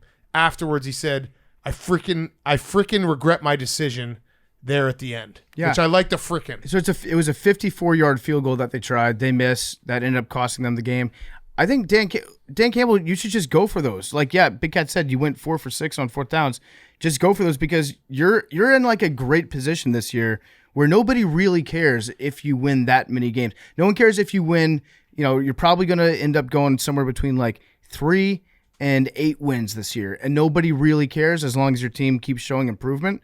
You're in a position where you can just go for it. Yeah. You can go for it every time, and as long as you stay aggressive, you'll be good. You're right, though. This was the ultimate Kirk Cousins game. I've figured out the Kirk Cousins life cycle. If you're looking at the circle of life and how it goes around and how we look at Kirk Cousins, this is the naturally beat the Lions at 1 p.m. game. Yeah. Make people be like, oh, Kirk Cousins, he's okay. Next, game-winning touchdown with the minute left. So it goes beat the Lions at 1 p.m. Next is probably almost beat a really good team at 4 p.m. That's next up. Yeah, like go play the Rams or something. Yeah, go play the Rams. And go duel with Matthew Stafford. And then maybe your defense gives up a late touchdown or something. You almost beat the Rams. Next up, you have mow your lawn because he's probably like a big home dad guy, probably mows his own lawn. Next up, we have, I'm going to go with beat a good team at 4 p.m. And then next up, we have get blown out in prime time. Yeah. And then after that, beat the Lions again. Yeah. That's the life cycle of Kirk Cousins. I'm completely secure. I know the Kirk Cousins defenders will come after us. They always do. They always have their stats and like he's the guy, and they'll always just be like, well, he's better than any Bears quarterback ever. That's such a low bar, and it's not even an insult. It's like, yeah, of course he is. He still is Kirk Cousins, and he still, when shit goes wrong, will just be staring at his offensive lineman's ass and doing check down after check down. Mm-hmm. But he won the game, so I'm going to give him credit. And he is better than, I don't know, 16 other quarterbacks probably. I don't know where he's ranked. That's exactly right. 16. Right. He's right. 16. He's 15th. And when he's bad, he's 16th. Also, the Lions blew 10-point leads twice in this game. It's kind of tough to do. But again, like spin zone for the Lions, you're good enough to get a 10-point lead twice against the Vikings. It was brutal though because Dan Campbell, like the one thing he can't do is he was being himself. He was being aggressive. They went for on 4th down twice on one touchdown drive. They went for it on a 4th and 5 on a different touchdown drive. So like I said, they were going for it. They were being aggressive. And then you get to that point and you're like, dude, just do what you've been doing. Go for it. Win this game right now. And he just reverted into like a coach that plays scared. And it sucks. So you could see it in his face after. He's like, I don't know what the fuck I was doing. I freaking hate it. Mm-hmm. He said, I freaking hate it for these guys. And Jared actually said afterwards, he's like, I trust my coach, but I actually probably should have campaigned for us because if I had a little bit harder, he probably would have left us out on the field. So yeah, I mean, that happens a lot with like when you see Harbaugh and Lamar Jackson, he always asks Lamar, like, do you want to go for it? And I think Harbaugh just asked Lamar that, hoping that he will say yes every time. Right. Sometimes the coach just wants to be talked into being aggressive because then afterwards it's easier for them to be like, yeah, I got together with Jared and we wanted to go for it, so we went for it. Right. You kind of spread the blame around for both being too aggressive, which I think if you're the Lions, you can afford to do that. You can be aggressive all the time. And so, like, even the onside kick stuff that he does sometimes. Yeah. I don't mind any of that. Like, you're just trying to change the direction of a franchise. Just go ahead, do all the aggressive stuff, try the weird stuff that maybe the stat people tell you not to. Like, experiment. Really get out there with football. Really explore the football field. Yes. So I still think the Lions are, like, they're maybe good. They're above frisky for me. And I think they're good. I think they're goodish. And the Vikings are a good team, but we all know where they'll end up. Like that's the thing is that's what would drive me nuts. And I think there are some Vikings fans that are definitely in this camp. What I'm about to say is they are good enough to give you some good wins, give you some happiness, but you know the ending to this movie. Mm-hmm. You've seen the movie. You know exactly how it ends. If you're a Vikings fan, the good guys, your own team doesn't win. They don't win in the end. I think I'd rather be perpetually disappointed with zero expectations than have an outside chance of being great and never getting close to it. Yeah, because you can convince yourself, if you're a Vikings fan, like if a couple guys get injured on other teams and like things break our way and Kirk plays the game of his life in the divisional round and then the defense stands up in the championship game and then boom, we're in the fucking Super Bowl. But come on, we all know. We know what's going to happen. We know. And they're a pretty good team, but it's still Kirk Cousins. Yeah, they're goodish. Yeah, they're goodish. All right, next up, Bears 23, Texans 20. Justin Fields, he's bad. I'll just say it. He's bad. And actually, I don't even have to say it myself because he said it. He said he played like ass. He played like trash. So he actually was able to take the words out of my mouth and just do it for me. Yeah, that's a problem. That's a 2-1 team that is I actually think you remember the year when they started 3-0 and I was like, I'm not going to apologize. I will apologize for 2-1. This is a bad 2-1 Bears team. I don't know how they're 2-1, to be honest with you. There was the game against San Francisco, which was in the rain. And the Texans aren't that good. And the Bears don't really have a quarterback. And I don't mean like, is Justin Fields good? I mean, they're not really using him like a quarterback. Dude, they're using him. You guys have installed the Taysom Hill offense for Justin Fields. The Bears through 3 weeks have completed 23 passes. Through 3 weeks, they've completed Max, I don't appreciate this laughing that you're doing. That's not nice. Part of me's Philly Dan this year for my Eagles Super Bowl. That's really fucked up. That was me. He's just giggling to himself. 23 completed passes. That hasn't been done since 1978. The Tampa Bay Buccaneers that completed 21 passes in the first 3 weeks. Here's where this stat gets really, really morbid and sad. I looked it up. 1978 Tampa Bay Buccaneers. They had like a weird 3-man rotation of quarterbacks in those first 3 weeks, but one of them was a guy named Gary Huff, who was a failed Bears quarterback before he was a Tampa Bay Buccaneers quarterback. And for the Bears, he was 5-17 with 12 touchdowns and 34 interceptions. So it's like history is just in a sick fucking way repeating itself, where there's a terrible Bears quarterback linked to this abysmal stat of a lack of completions through 3 games. And then you fast forward to today and Justin Fields has 23 completions through 3 games. It's shocking. And here's what really hurts. I'm going to get real for a sec. I think he's actually taken over for the Josh Rosen stat line. It hurts so bad. It's not as bad. No, 8 for 17 for 160 yards. It's not as bad. It was 106 yards. 106 yards and 2 interceptions. Yeah. That's really bad. It's pretty bad. 8 for 17. A Josh Rosen, I would say, you're in the neighborhood. I would say Josh Rosen would be like 9 for 20 for 99 yards. Yeah. And he did also have like 50 yards rushing. He had 1 6 scramble. He did. He does do those 6 scrambles. You're like, oh, cool. But he is a nice guy. I'm rooting for him still. I'm not going to give up, but it's been a disaster year 2 when it's supposed to be getting better. And yes, there will be people who he doesn't have a great offensive line. I think it's actually better than people give it credit for because they can run the ball.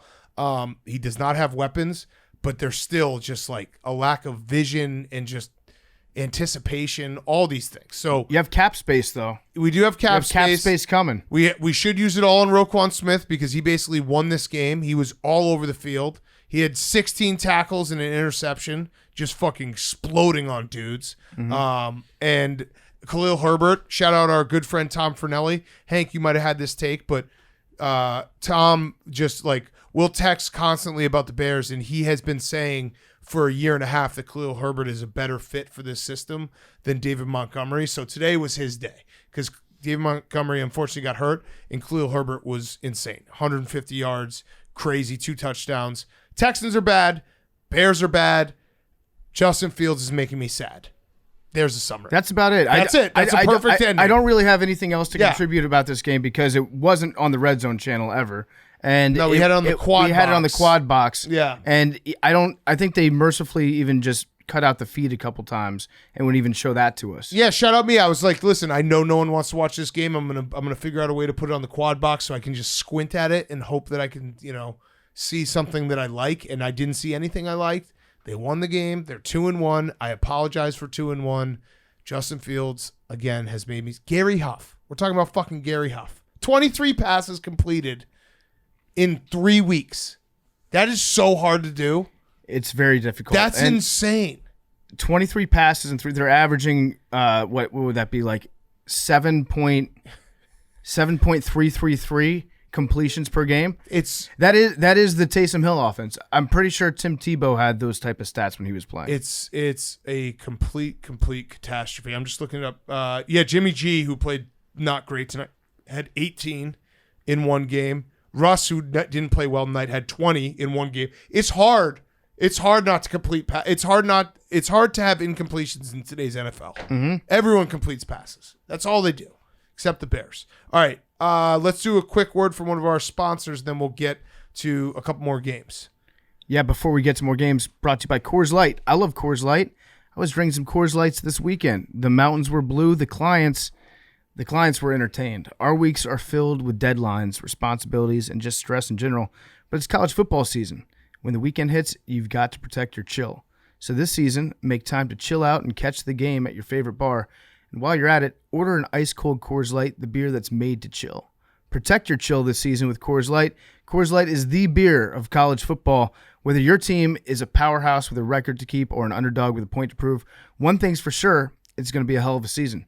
Stay refreshed through all the action with Coors Light because no matter how your team fares after the clock runs out, a Coors Light in your hand means you're winning every single time. Protect your chill this season with Coors Light. Get Coors Light delivered straight to your door with Drizzly or Instacart by going to CoorsLight.com/take. Celebrate responsibly. Coors Brewing Company, Golden, Colorado. Okay. Titans Raiders. Good job by the Titans. This was such a Vrabel game. Like, the Titans are never going to be as bad as everyone writes them to be because Mike Vrabel's such a good coach. And the Raiders are the only 0-3 team in the NFL. So I think the Raiders might be one of the better 0-3 teams that we've seen in a while, though. They're the only one. They're beating the Cardinals pretty handily last week. Yeah. And they were competitive in this game. Well, I actually have a fun stat. I don't think they're as bad as 3-0 implies they are, but they're certainly not good. I have a fun stat. This is done by myself, so this is my own. If I did the math wrong, whatever, forgive me. I'm not a math guy. So I was thinking about it because the Raiders, in their 3 games, they have just decided to play a great half and a terrible half. It's literally been the MO. They started week 1, they played a terrible half against the Chargers. Second half, they tried to come back, fell short.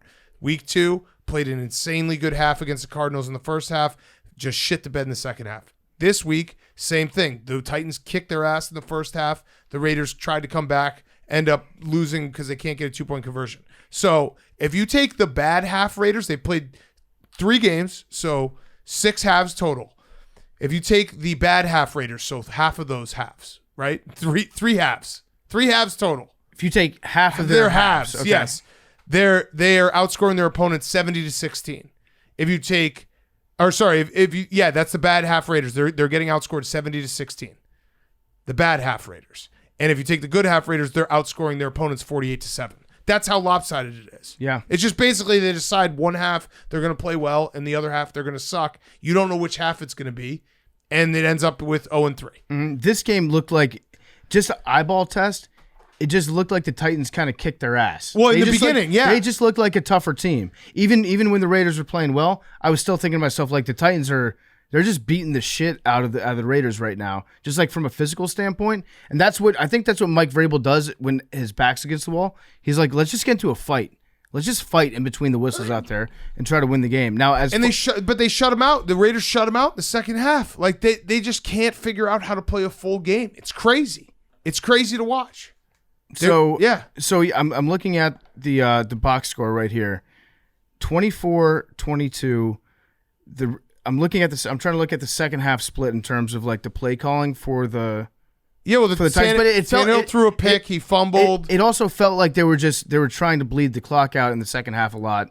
Just like they were kind of taking their foot off the gas, but just in a way where they're like, we're just going to dedicate ourselves to just like beating you up front and just like get our guys going downhill. But they actually were playing poorly. Like the Titans were playing poorly in the second half. Tannehill was being Tannehill. Yeah. The Raiders were scratching and clawing. Mac Hollins, shout out Mac Hollins, looked awesome. He's actually been awesome to start the season. But yeah, the Raiders just can't. They're Jekyll and Hyde in every single game. So Josh Jacobs wasn't supposed to play. I think didn't Josh Jacobs like force himself upon the Raiders? I'm pretty sure he flew in separately. Yeah. And was like, yeah, I'm going to play. I'm going to play. Even though you might not want me to right now, I'm going to play. So Josh McDaniels, do you think that he is he feeling that pressure? I don't know, dude. They can't. I don't think I've ever seen anything like it. Again, I know I kind of we're getting later in the show, so I kind of was probably all over the place with my own stats and research. But I'll just say it again. I get it. They're 70. They're being outscored 70-16 in their bad halves, and they're outscoring their opponents 48-7 in their good halves. Mm-hmm. And it's exactly 3-3. Now, how does that break down by quarter? I don't know. That's the next math that we have to figure out. Yeah, but they're. And I just want to say something to all the sickos out there, because I saw a few people tweeting this. People really want to see me lose the tip of my pinky, because I'm getting people being like, you're a pussy for choosing the 0-3 Raiders. I chose the 0-2 Raiders. Those are the rules. It's not my fault they suck. And all they have to do is combine halves. Yeah. If they could just put two halves together, they would be incredible. Well, statistically speaking, they should be 1-1-1 right now. Correct. With those halves. Correct. Yeah. They should. They absolutely should be. They're playing pretty much all their opponents exactly even. They just need to consolidate their shitty halves more than anything. Right. They need to have one bad game, then one great game. Yeah, that's what normal teams do. You just don't show up occasionally. Right. And it's weird that they've done it both ways now, where they've come out slow and then tried to get back, and then they've also come out fast and then just completely shit the bed. I think they're going to win next week against the Broncos, because the Broncos, they play no good halves ever. Yeah, that's true. So even when they win, they suck. Yes. So as long as you can get one good half, you'll win.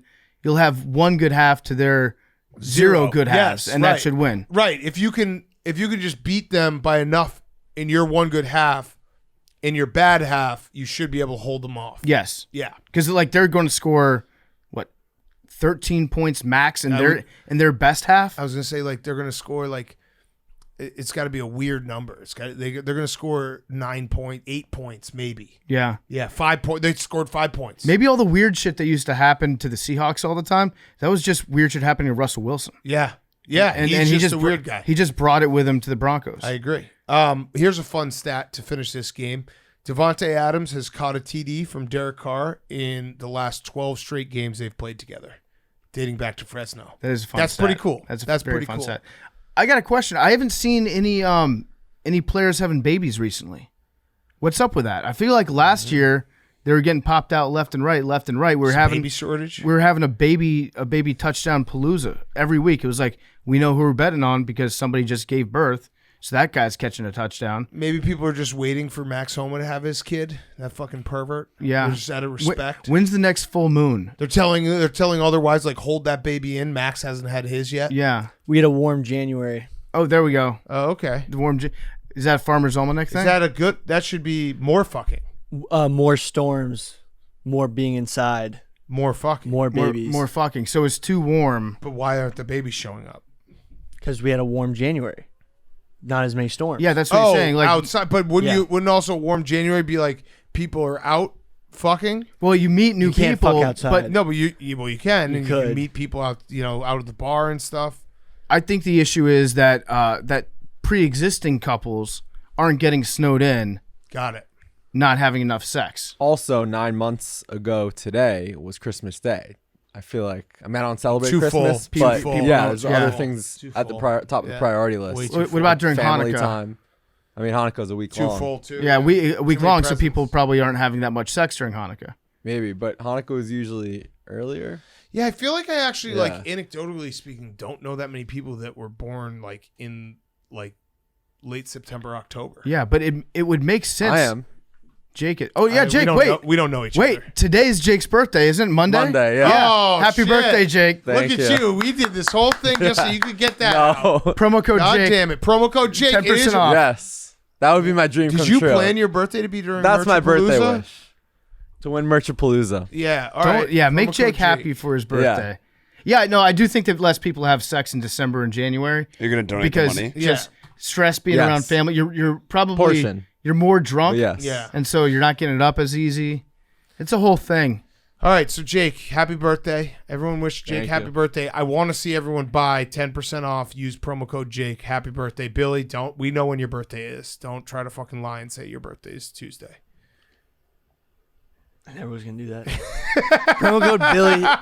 I'm still hanging in there. After bleep this. I mean, with everything that's going on, me still being in the top 3 and Hank designing something for him to win himself with a new merch launch during it and not being able That's to get true. ahead of me. That's a Just great saying point. That's he a great created point. the competition with the plans of releasing the new Car Stick That's a 3.0, fact. which you can use code Billy to buy on the Barstool store. I mean, everything you just said's a lie, but that's all right. you You've knew been you- burning bridges this entire competition. You're going to continue to do so, and you're going to come up short. That's fine. I was just thinking Still about, beating you. well, they're having this conversation, Big Cat. I was just thinking about Russell Wilson and maybe it was him being the problem the entire time. Yeah. But maybe it wasn't because isn't it weird to you that Nathaniel Hackett was chosen after Russell Wilson? No, he was chosen to get Aaron Rodgers there. They didn't get Aaron. Yeah. They brought Russell Wilson in. They paid him a shitload of money, and then he's not really giving him the ball that much and letting him throw that. Well, he like, threw a decent. He threw like 33 times. But tonight. but in clutch situations, they're handing the ball off. yeah. So do you think that like is ownership going to get mad at Nathaniel Hackett for like wasting their money? No, I think he's gonna. I think every coach that Russell Wilson has is like, oh, we should maybe we should run the ball a little bit here. That's probably better. Just because they hate him. Yeah. Maybe the coaches He's hate annoying, Russell. The yes. coaches hate Russell Wilson too, so they won't let him throw the ball. Yeah. Yeah. Got it. Yeah. I mean, he's gotten a chance to throw it. Last thing about the Titans and Raiders, I know sounds crazy because we still got to talk about the Jags who look great. Titans plus 260 to win the AFC South right now. Like that, I don't think the Titans are good, but it's Mike Vrabel. And you never know. You know what I mean? They'll win some of these games. They're not far off. Right. And they'll just win some of these games and they'll hang around and they'll hang around. And they'll definitely have one of those, like, you can look at the Titans schedule and you can probably pick out, like, what game will they just shock everyone? And everyone be like, should we start taking the Titans for real? November 6th. 6th at the Chiefs. Chiefs. Boom. They're probably going to Done. Or November 17th against the Packers. Yep. One of those, they'll win one of those two games. Maybe at the Eagles. Yeah. And everyone be like, oh, shit. No. Eagles aren't losing. I actually agree. 20-0. I think the 20-0. Eagles are going to have a perfect 20-0. season. 20-0. Perfect season. Philadelphia. Congratulations. No, you can't Grease do up- this. grease Now up- you want to talk about the Eagles? No, you can do it. You No, can do it. I'm That's just fine. saying, Perfect grease up the season. lamp poles right now in advance. I think that you guys got this. All right, let's do next game. Bengals, Jets. Are the Bengals back? The Bengals are most definitely back. Well, they played the Jets. Well, Joe Flacco, again, went out there. I think he attempted 52 passes this time. He's leading the league in attempts with 155 attempts in 3 games. That's Very- that's like an the entire formula. season of Bears attempts. That's torture. That's insane. That's torture for Joe Flacco. They're trying to kill the man out there. Do you know that he's actually thrown for 200 and plus yards for the first time in 4 consecutive games? For the first time in his career. Yeah. That's crazy. Yeah. Joe Flacco's peaking at the right time. Yeah, he's betting on himself. Again, back up the truck. I was going to make the take during the Eagles Commanders discussion that Carson Wentz leads the league in throws where there's no ball in his hand. I think Joe Flacco does. Yeah. Where he gets stripped and he just keeps on going with the motion. He's like, what the fuck? He was getting stripped left and right today. I think Carson Wentz leads the league in like accidentally backwards thrown passes. Yeah, that too. Yes. So Joe Flacco, he is on pace right now for the most attempts of all time in a season. If he keeps this up, he probably won't because my guess is they'll probably put Zach Wilson back in. I think when he's healthy. possibly coming back this Yeah. week. So I saw He is. He's some played people this like week. wondering that aloud. No, Zach Wilson will be the quarterback moving forward from this point on for the New York Jets. Yes. Billy, not great. Yeah, offense wasn't looking too good, but Bengals had a really good defense. The Bengals did play great defense. They also, like Joe Burrow, did exactly what you need to do if you're an 0-2 team with Super Bowl expectations. He came out and was just on fire in the first quarter. He threw, I think it was like 130 yards, 2 touchdowns, and that was kind of all she wrote. That's all they needed. They obviously scored more, but that is all they did need. With the offense not scoring a touchdown, holding the Bengals to 27 points is kind of a win in my book. You got to take holding small them W's. to 27 points. But I mean, if you think of the offensive breakdown of how much offense the Bengals could play and how many points we kept them to, okay, you just got to take the small W's. like for plays, like points per play. What's that metric? I wonder. I'll check it out. What about big W for you earlier this week when your guy, the T-Man, Trump, said that he called Robert Saleh and said, "You're better than Vince Lombardi." Yeah, I mean, that was huge. That was a huge moment. Talent respects talent. yeah, that's a fact. Yes. He's better than Vince Lombardi. He's better than Vince Lombardi. Never did that. He never beat the Browns down 13 with a minute. Some people would say that had something to do with the fact that Woody Johnson is the owner of the New York Jets, who was also like his biggest contributor. To the point where he was named ambassador to Ireland. I'm telling you, hearsay. I'm saying that's hearsay. There's absolutely no evidence to back that up. It's about how amazing the Jets are, the direction they're going. I mean, we can put all these games in the rearview mirror. We got our win against the Browns. Flacco got us one. So it's now Zach Wilson's going to step into the driver's seat, and we're going to have an amazing rest of the season. Who you guys got next? Let me check. I think it's a home game. Here's my problem with Robert Saleh. I still can't. I don't know what his name actually is because Billy's warped my brain. Pittsburgh.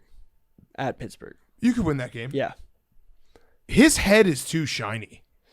Did you see in his press conference? Like, it's way too shiny. I think he should get a toupee.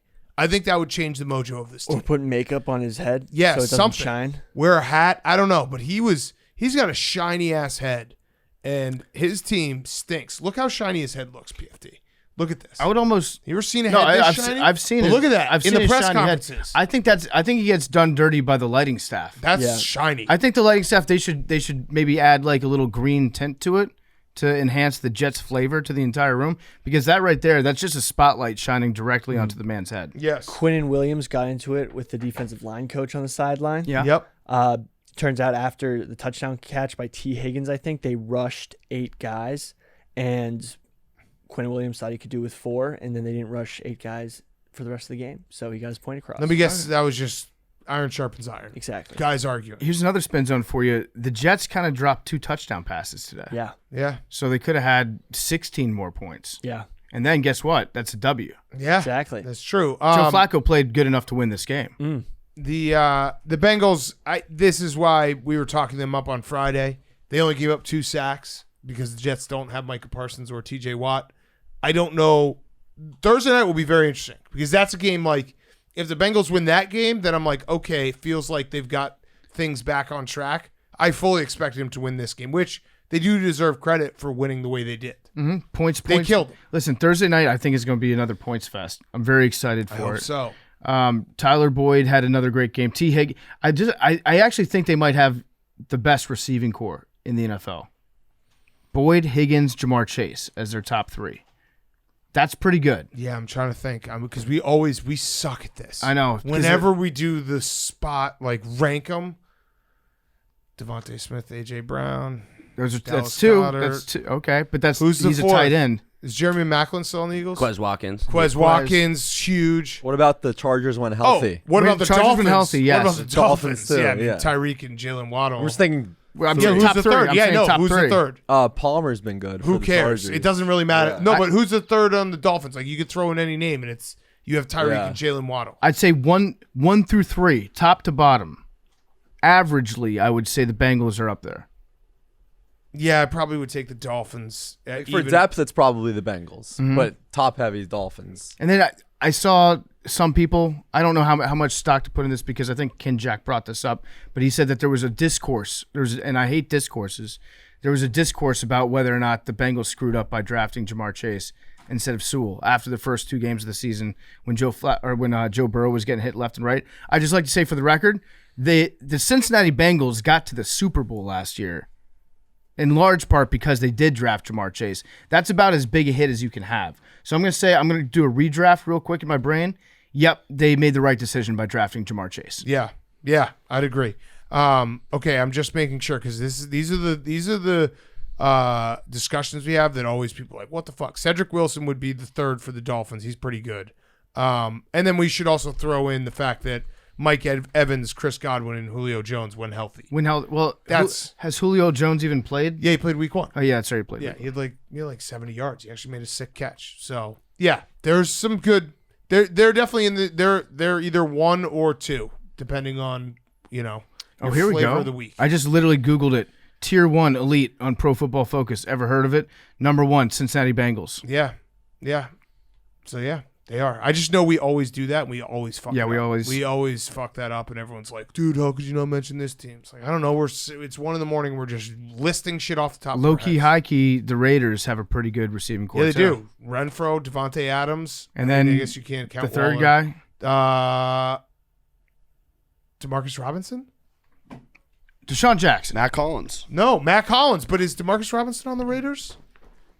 Yeah. If I got that, I'm very happy with myself. Okay. Is he? Ravens. Shit. Was he on the Raiders? No. All right. I think he went Chiefs straight to the Ravens. He did? Yeah, I think so. Damn it. Oh, wait. Yes. He went on the Raiders for a minute. He was there for a second. Yeah, he was on the Raiders for a minute. And then he got traded, right? Okay. This has been talking wide receivers for no reason on Pardon My Take at 1 a.m. Let's go to the next game. Yeah, he was released August 16th, 2022 by the Raiders. So maybe not good in the trio when they released him. Okay, next up, Panthers Saints. Panthers 22, Saints 14. Panthers get their first win of the season. Their offense still stinks. Their defense looked awesome. I'm worried about Jameis. Also, Matt Rule, you're on the hot seat officially because David Tepper had Ian Rappaport make an announcement for him before the games on Sunday. I love the insider making the announcement because they need something to talk about on all these pregame shows. And he said, Ian Rappaport reported that David Tepper, owner of the Panthers, plans to be patient with Matt Rule. That is the most red flag, you're fucked, dude. Yeah, plans thing to be of all time. Yep, that means you're fired. That means you're impatient. Fired. You're done. You're That's dead. kiss of You're death. dead. The Panthers, though, do have one of the most impressive streaks in sports going right now. They haven't allowed a touchdown on the opening drive in 20 games. I believe that's the longest in NFL history. That's huge. That's crazy. So make sure to live bet right after kickoff. Why aren't we, by the way, we talked about on Friday the 17 points. Why aren't we just parlaying every single week the Panthers and the other team's team total under and then just doing the reverse as well? It's unbelievable. Like that would hit every time, right? Yeah. A bad trend for our good friend Jameis is that he has 5 interceptions in his last 2 fourth quarters. He's got a broken back. 4 broken backs. But he does not look good. That offense looks bad. His broken back is 4 times worse than Tua's. Yeah. It's a cause for concern. The Saints, and it feels like one of those situations where their defense is really good and the defense is at some point going to be like, what the fuck are we doing this for? Because our offense sucks. The offense isn't even – well, James is going to get better. He's going to get better because Big Cat, he has not even yet begun to train. Once his trainer gets back with him, I'm sure that's what's been happening for like the last 2 weeks. His trainer hasn't had time to train Jameis because he's just been coming up with the craziest fucking exercises to heal 4 broken back vertebrae right now. 4 vertebrae. So he's going to come out here with some shit that you haven't seen since like the ancient Egyptians. Yeah. He's going to have like a pit viper, an asp, biting Jameis in his throwing arm, trying to like send some of the numbing agents up into his nerves. He's going to have some crazy shit ready, and everything's going to be fine. Jameis will be good. I wouldn't be shocked if Jameis's trainer just starts training Jameis like he's an actual paralyzed person. Like you actually see Jameis doing videos where he's in like one of those slings on the treadmill trying to learn how to walk again. Yeah, he's holding on to both railings. Yeah, and Jameis is like, dude, I actually know how to walk. Like I've been playing in these games. He's like, no, this is how we have to train now. Yeah. And he's just teaching him how to walk again, even though he can fully walk. They'll have Jameis wearing one of those halos around his head with the connector things to his shoulders. Right. And then he'll just walk on the field every week, take that off and play football. Yeah. And then put it back on. They'll probably even have him putting that thing on like on the sidelines when their team is on defense. It's bad though for the Saints.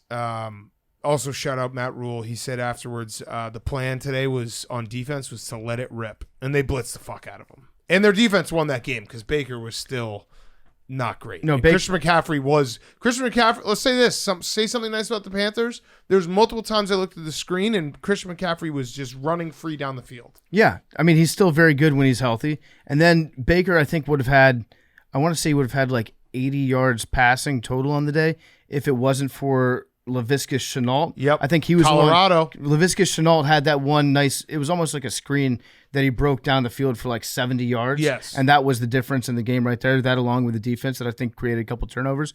But they got a scoop and score. But they won a very boring football game. And sometimes I almost feel like the players lose focus during boring football games because they get bored too. Yeah. The Panthers today got less bored than the Saints did, and they won the game. Yes, that's exactly right. So I don't know who the Saints play next. Who do they play? Who's next? Let's do a quick whose line is it anyway? Because I don't know. London game. Oh, the London. We're taking the against Vikings. 9:30 a.m. Eastern. Vikings. Wait, now is this an awesome Kirk Cousins game because he's going to have so few people watching it because it's early in the morning. I'm going to say Vikings -4.5. It's like the opposite of prime time for him. It is Vikings -3. Ooh. I kind of like the Vikings. I do too. I mean, I just gave you my advanced analytics. I have them winning by 4.5. That's a 1.5 point edge. I like the fact that it's in England. It's way before anybody's awake here in the United States. The under is 44.5. Okay. Ooh. Yeah, I like that too. Saints defense is good. Their offense fucking sucks. Mm-hmm. Okay, before we get to the last 4 afternoon slate games, PFT, you got a couple words from our sponsors. Yes, I do. I want to talk to you guys about Upside. Upside. From cringing at the pump to getting an eye-popping check at your favorite restaurant, inflation is hitting us all where it hurts, and it really hurts. That's why we started using Upside. Upside is an incredible app for anyone who buys gas, groceries, or dines out. With every purchase, we're earning cash back thanks to Upside.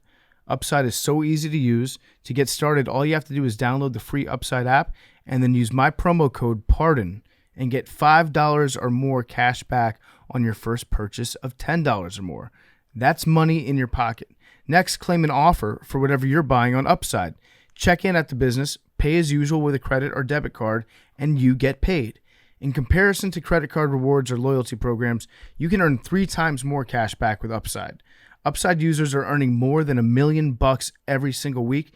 Download the free Upside app, use promo code PARDON to get $5 or more cash back on your first purchase of $10 or more. That's $5 or more cash back on your first purchase of $10 or more using the promo code PARDON. Download the free Upside app today. You won't regret it. This is also brought to you by our great friends over at Proper 12. Proper 12, triple distilled Irish whiskey, is an ultra smooth blend of fine grain and single malt with hints of vanilla, honey, and toasted wood. Triple distilled, aged 4 years in bourbon barrels until maturation. Their founder, Conor McGregor, ever heard of him?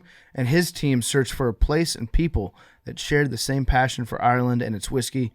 He found this at the oldest whiskey distillery on the Isle of Ireland, and with his master distiller created a unique and special blend. And for every bottle sold, a donation is made to support our brave first responders like Billy. So go shoot your shot and order yourself some Proper number 12 Irish whiskey. Proper number 12 Irish whiskey. Shoot your shot. Order it today. Okay, afternoon games. Jaguars 38, Chargers 10. I was thinking about this. Do you think when Trevor Lawrence is doing his acceptance speech in Canton, do you think he thanks Urban Meyer being like, you taught me what rock bottom looked like? You taught me how difficult this job could be. And everything since then has just been the easiest thing ever. And that's why I won 4 Super Bowls and had 5 MVPs for the Jacksonville Jaguars. It's you, Urban Meyer, who did this for me. I think he brings in Urban to give his introduction speech. knowing that if Urban introduces him, everyone's going to absolutely thank God that Trevor Lawrence took over the mic and they don't have to listen to Urban Meyer talk anymore. Yes. That would be a nice way to do it. I do think that Urban Meyer maybe instilled his winning spirit and his fight into Trevor. We shouldn't discount what he's taught him. No, he just basically like, you can't, this is as bad as it will possibly be. I think everything will be easy. I think we need to give Urban Meyer credit for what he did teach Trevor in the brief period. He taught him so well in the first, 8 weeks that he was in town, that there was no need for him to finish out the first season. He already passed along all the lessons to him. And I'm going to say it right now. Trevor Lawrence is a guy. So I say it. I would like to apologize to Trevor Lawrence. Yeah, you were very wrong. I would like to apologize to him. Now you've said some things about Trevor Lawrence too. It's but not just, as you've not been just saying me. He stinks. Not he did. Well, he has stunk in the past. Today, he looked very, very good. But he's been good this season. He's been good this season outside of the first game of the season, where he had some head scratchers, a couple doy-doys here. But he's only thrown one pick this year. He had some head scratchers, some doy-doys, some missed open guys in the field. But I do think that he's obviously was very, very good today. And I think not just that, the Jaguars are good. Yeah. Like the team around him, I think the Jaguars might be good. No, I think they are good. And Doug Peterson deserves a lot of credit. And I know the Chargers were very banged up. I still don't know what Brandon Staley was doing having Justin Herbert out there when they were down 28 with like 5 minutes left. They lost Bosa in the game. Rashawn Slater, I hope, doesn't have a torn bicep, but he had a bicep injury, and he's one of the best left tackles in the game. So the Chargers were decimated, but I don't think it matters. The Jaguars were the better team from the beginning of this game to the end. It was never even close. And, I think Trevor Lawrence, like, his numbers this year, he's 6 touchdowns, 1 interception, 70% completion percentage, 772 yards. He's good. And the wild stat, Jake, we talked about it Friday, Trevor Lawrence and Peyton Manning both started 0-9 on the road in their career. They both won their 10th road game, week 3 against the Chargers. Wild. That is wild. That is wild. Also, this is crazy. The Jaguars had lost 18 straight games on the road before today. That's so long. That's a long time. And then I think the one that we talked about was they were something like 3-14 or 3-17 on the West Coast. Yep. In their like last 20 games. So I do think that the Jaguars are good because they just in all facets of the game look competent today. Yeah. Which is weird. You usually expect them to do something to shoot themselves in the foot. They looked really, really good today. Offense, defense, special teams. Yeah, Devin Lloyd, their 27th pick this year, had an interception. He's been all over the place. Josh Allen, the other Josh Allen, he's actually second in the league right now. In Josh Allen's? In QB, Josh Allen's, but also in QB pressures. Mm-hmm. Like, he's the real deal. The Jaguars are good. Yeah, the Jaguars. I want the Jaguars to win the AFC South so badly. I do too. That'd be so fun. And I want Trevor Lawrence to be good. And he actually is a good sign to Billy, Zach Wilson, myself, Justin Fields, Hank, even Mac Jones. Like, Trevor Lawrence doesn't have that much talent around him. You know what I mean? Yeah. Offensively, like he's got James Robinson's nice. They did Christian Kirk. They did get some receivers, yeah, but it's not. You wouldn't say that it's like set up like Tua's got it set up or Jalen Hurts got it set up, and he looks good. Yeah, I think for the most part they overspent on wide receivers this offseason. Right. But for a reason, because I think they just wanted to let Trevor know that they're trying. Mm-hmm. Which in the past you can't always say that with the Jaguars, that they're like making a good faith effort to make their quarterback's life easier. And so just having that probably helped a little bit. Also Doug Peterson, who's slowly changing into like Florida Santa Claus. His hair's getting whiter, getting a little bit heavier. He's getting a little more sunburn here and there. He's done a great job with Trevor. That's the entire, turns out he might be a good coach. That's the entire reason they brought him in, basically, was to say we have a guy that is going to be just focused on improving our quarterback, and we'll count on some other people to improve the rest of the team. Yes. But as long as you can make sure that our highly touted, like can't miss quarterback actually doesn't miss, then the rest will take care of itself. Yeah. And I know that maybe we're overreacting because it's week 3, but it turns out the guy who lost like twice in all of his entire college career might be good at quarterbacking. Yep. He might be good. I think I'm going to say he's good, and I think the Jaguars are going up my power rankings. I think they were frisky. I think they're I might just make them good. I think they're good. I have a probably good. I think they might just be good. What about goodish? That's probably good. Okay. You don't know if they're good or not. Do you have high key, low key good?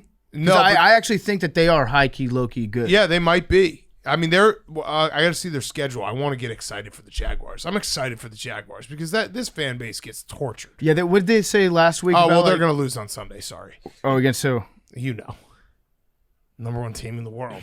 Oh, they're playing Eagles? Yeah. All right, so that's a loss. What if they win? What if they just say, what if they say, fuck it, we Revenge ball? game. For Doug Peterson, yes. Absolutely. Do you think that Trevor Lawrence is just excited to be around a normal human being as his coach for the first time in his life? Yes. Because he had Urban and then he had Dabo before that? Yeah.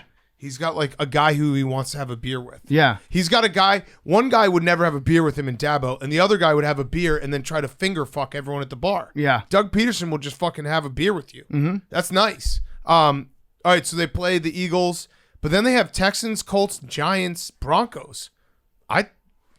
The Jaguars, we could be sitting here, and the Jaguars could be like 6-2 maybe. The Jaguars are right now, as it stands, in sole possession of first place, right? I'm buying the Jaguars. I'm hyping the Jaguars. Jaguars fans, you've been waiting for this moment for a very long time. I mean, I guess only 5 years since the boat, but it's been a lot of bad football, a lot of really bad football. And now you have hope. There's nothing better than the hope, and they have legitimate hope. The Bills-Eagles infrastructure question that we had last week, you could substitute Jacksonville fans in there pretty easily, as long as you just say, like, I don't think that our nation's drug dealers are ready for the Jacksonville Jaguars fans to go to the Super Bowl. Our meth manufacturing process is not up to speed yet. Yeah, the Jaguars fan base wouldn't put the same stress in terms of quantity on Phoenix, but they would stress it like per person at a same level as like the Bills and Eagles. Yeah, if it's going to be a dry winter, I don't think that you have enough water to handle all the fireworks explosions. Yeah, that are gonna happen like 10,000 hardcore Jaguars fans does equal like 100,000 Eagles fans. Yeah, because that's some real hardcore shit. Yep. Like you have to be fucked in the head to be a hardcore Jaguars fan. I gotta bring back the lady that was like, don't want some newcomer to come in and steal the show. All-time man on the street interview. Yeah. You think she's alive? Oh yeah, she's got a Trevor Lawrence. She might be living at Trevor Lawrence's house. She's probably never gonna die. Yeah, she's all in on it. And then the Chargers, this feels like another just classic Chargers season. I'm hoping that everyone gets healthy because they are the team that every year it feels like if everyone was healthy, they'd be the best team in the world. But the Rashawn Slater injury definitely scares me because he's that good.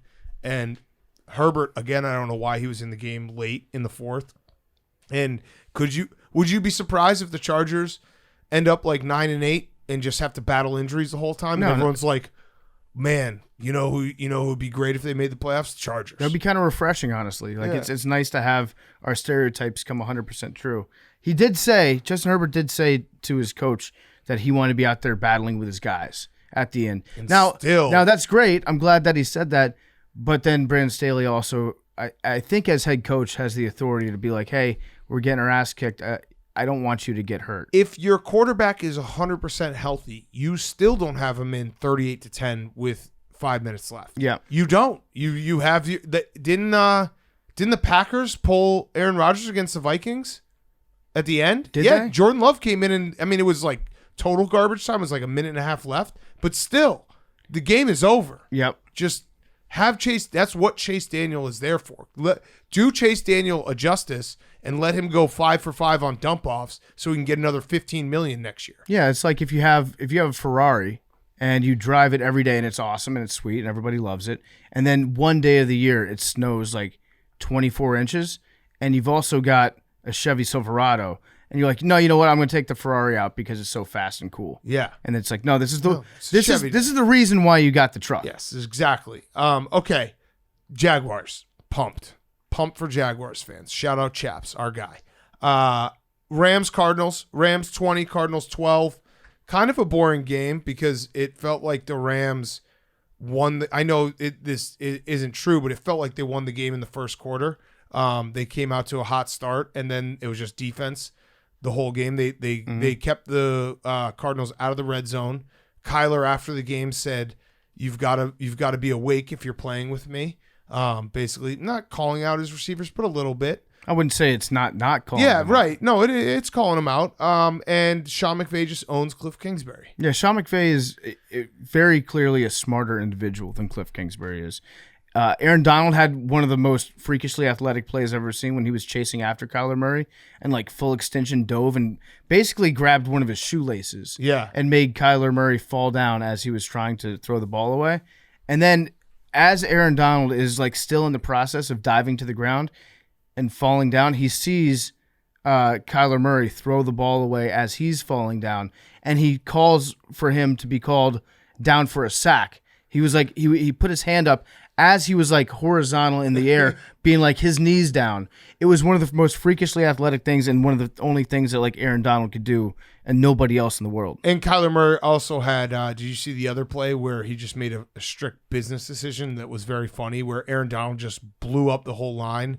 And it was like split second, and Kyler Murray just threw it as far as he could down the field. Yeah, that's a He's classic. Like, fuck this. That's a classic Eli or Peyton Manning play, where like one guy gets beat on defense and you just throw the ball immediately into the ground. No, I'm not doing this. Not worth it. That I don't actually get paid enough. was a very relatable moment for Kyler Murray. I think you should have done that. Yeah, I think that Aaron Donald could make Kyler Murray explode if you hit him full speed. Yeah. Cardinals defense looked okay.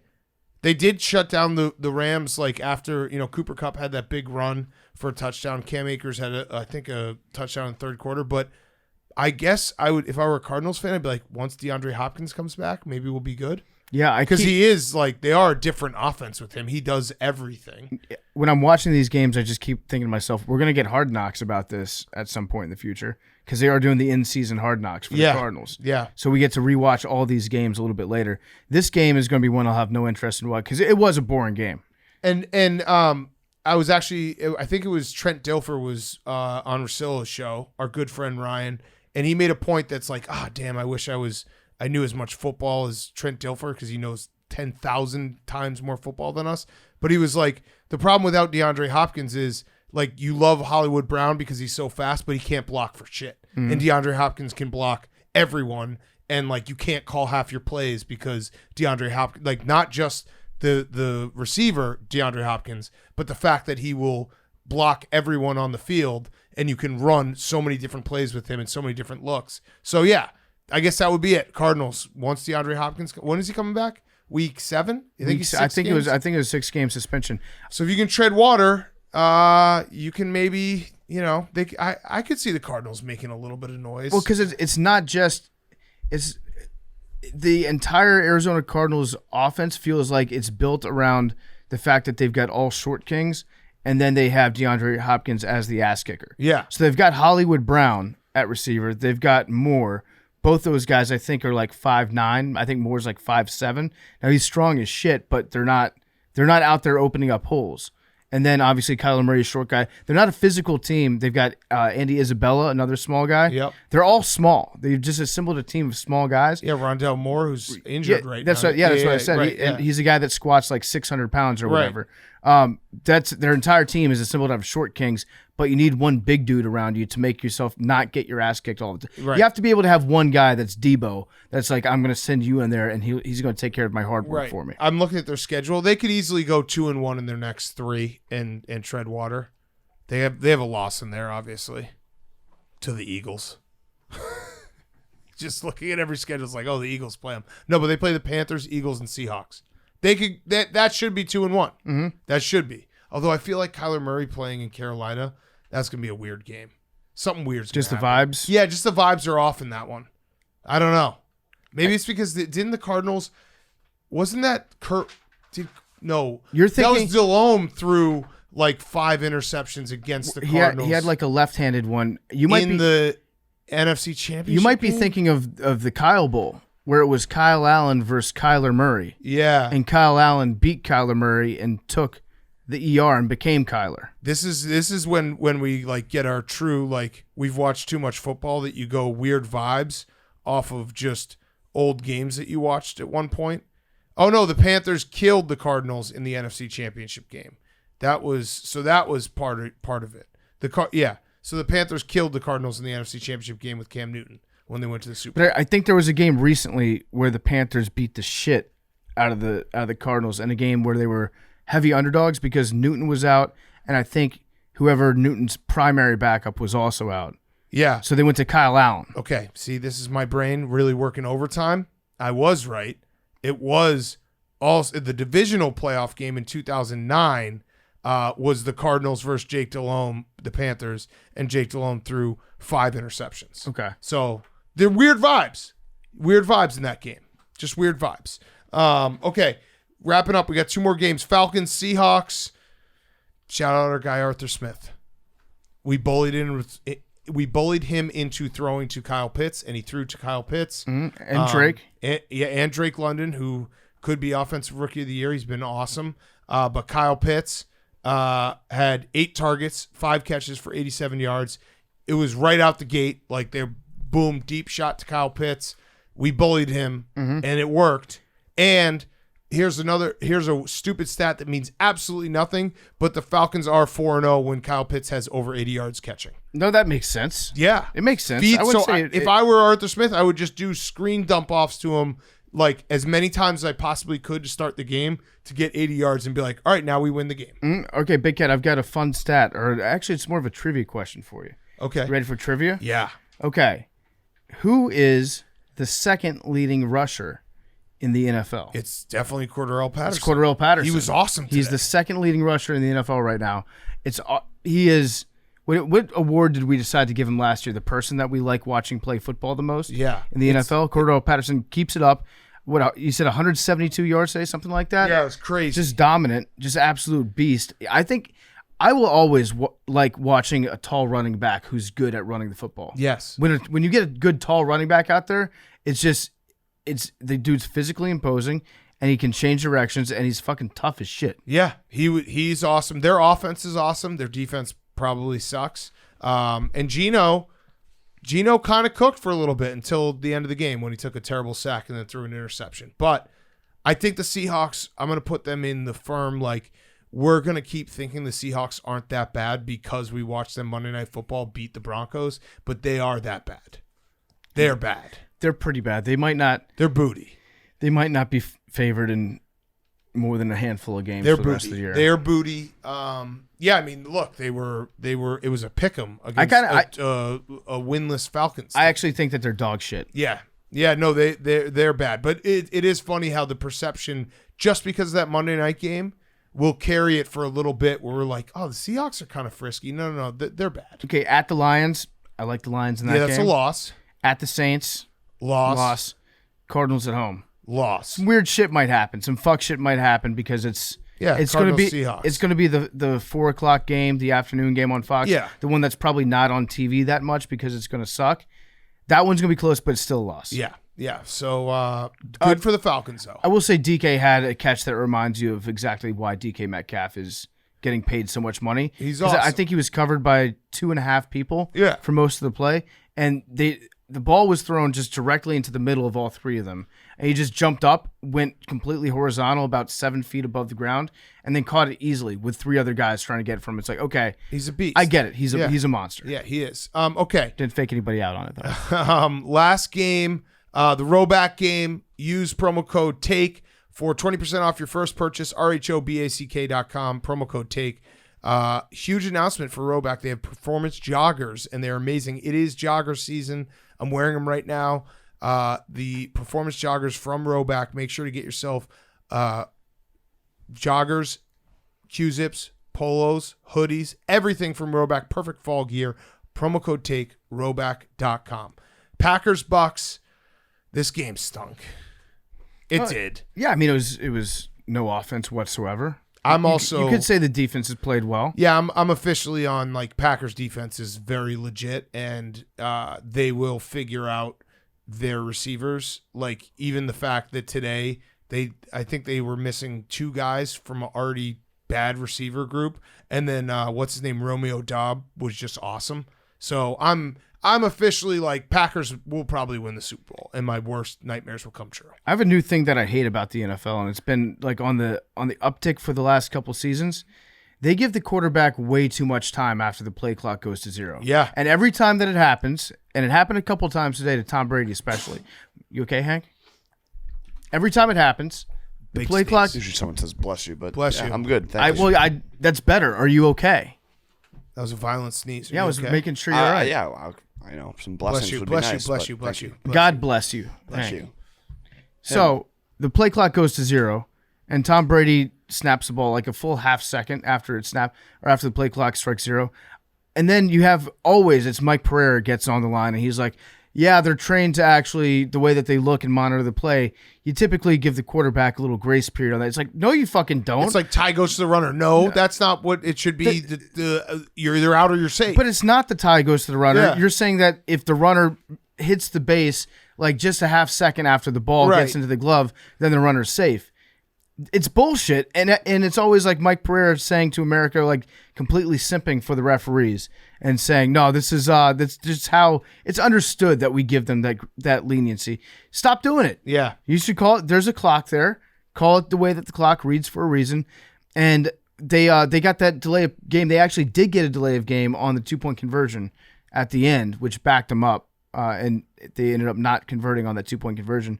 But on that one, it was because they spent so much time celebrating the touchdown, and they didn't realize the clock starts for the 2-point conversion right away, like immediately. Yeah, because you don't have to it's easier if you're getting the field goal unit on the team or on the field to kick the extra point. But when you have to line back up, I guess it's a little bit harder. But that's something that Tom Brady should probably know by now.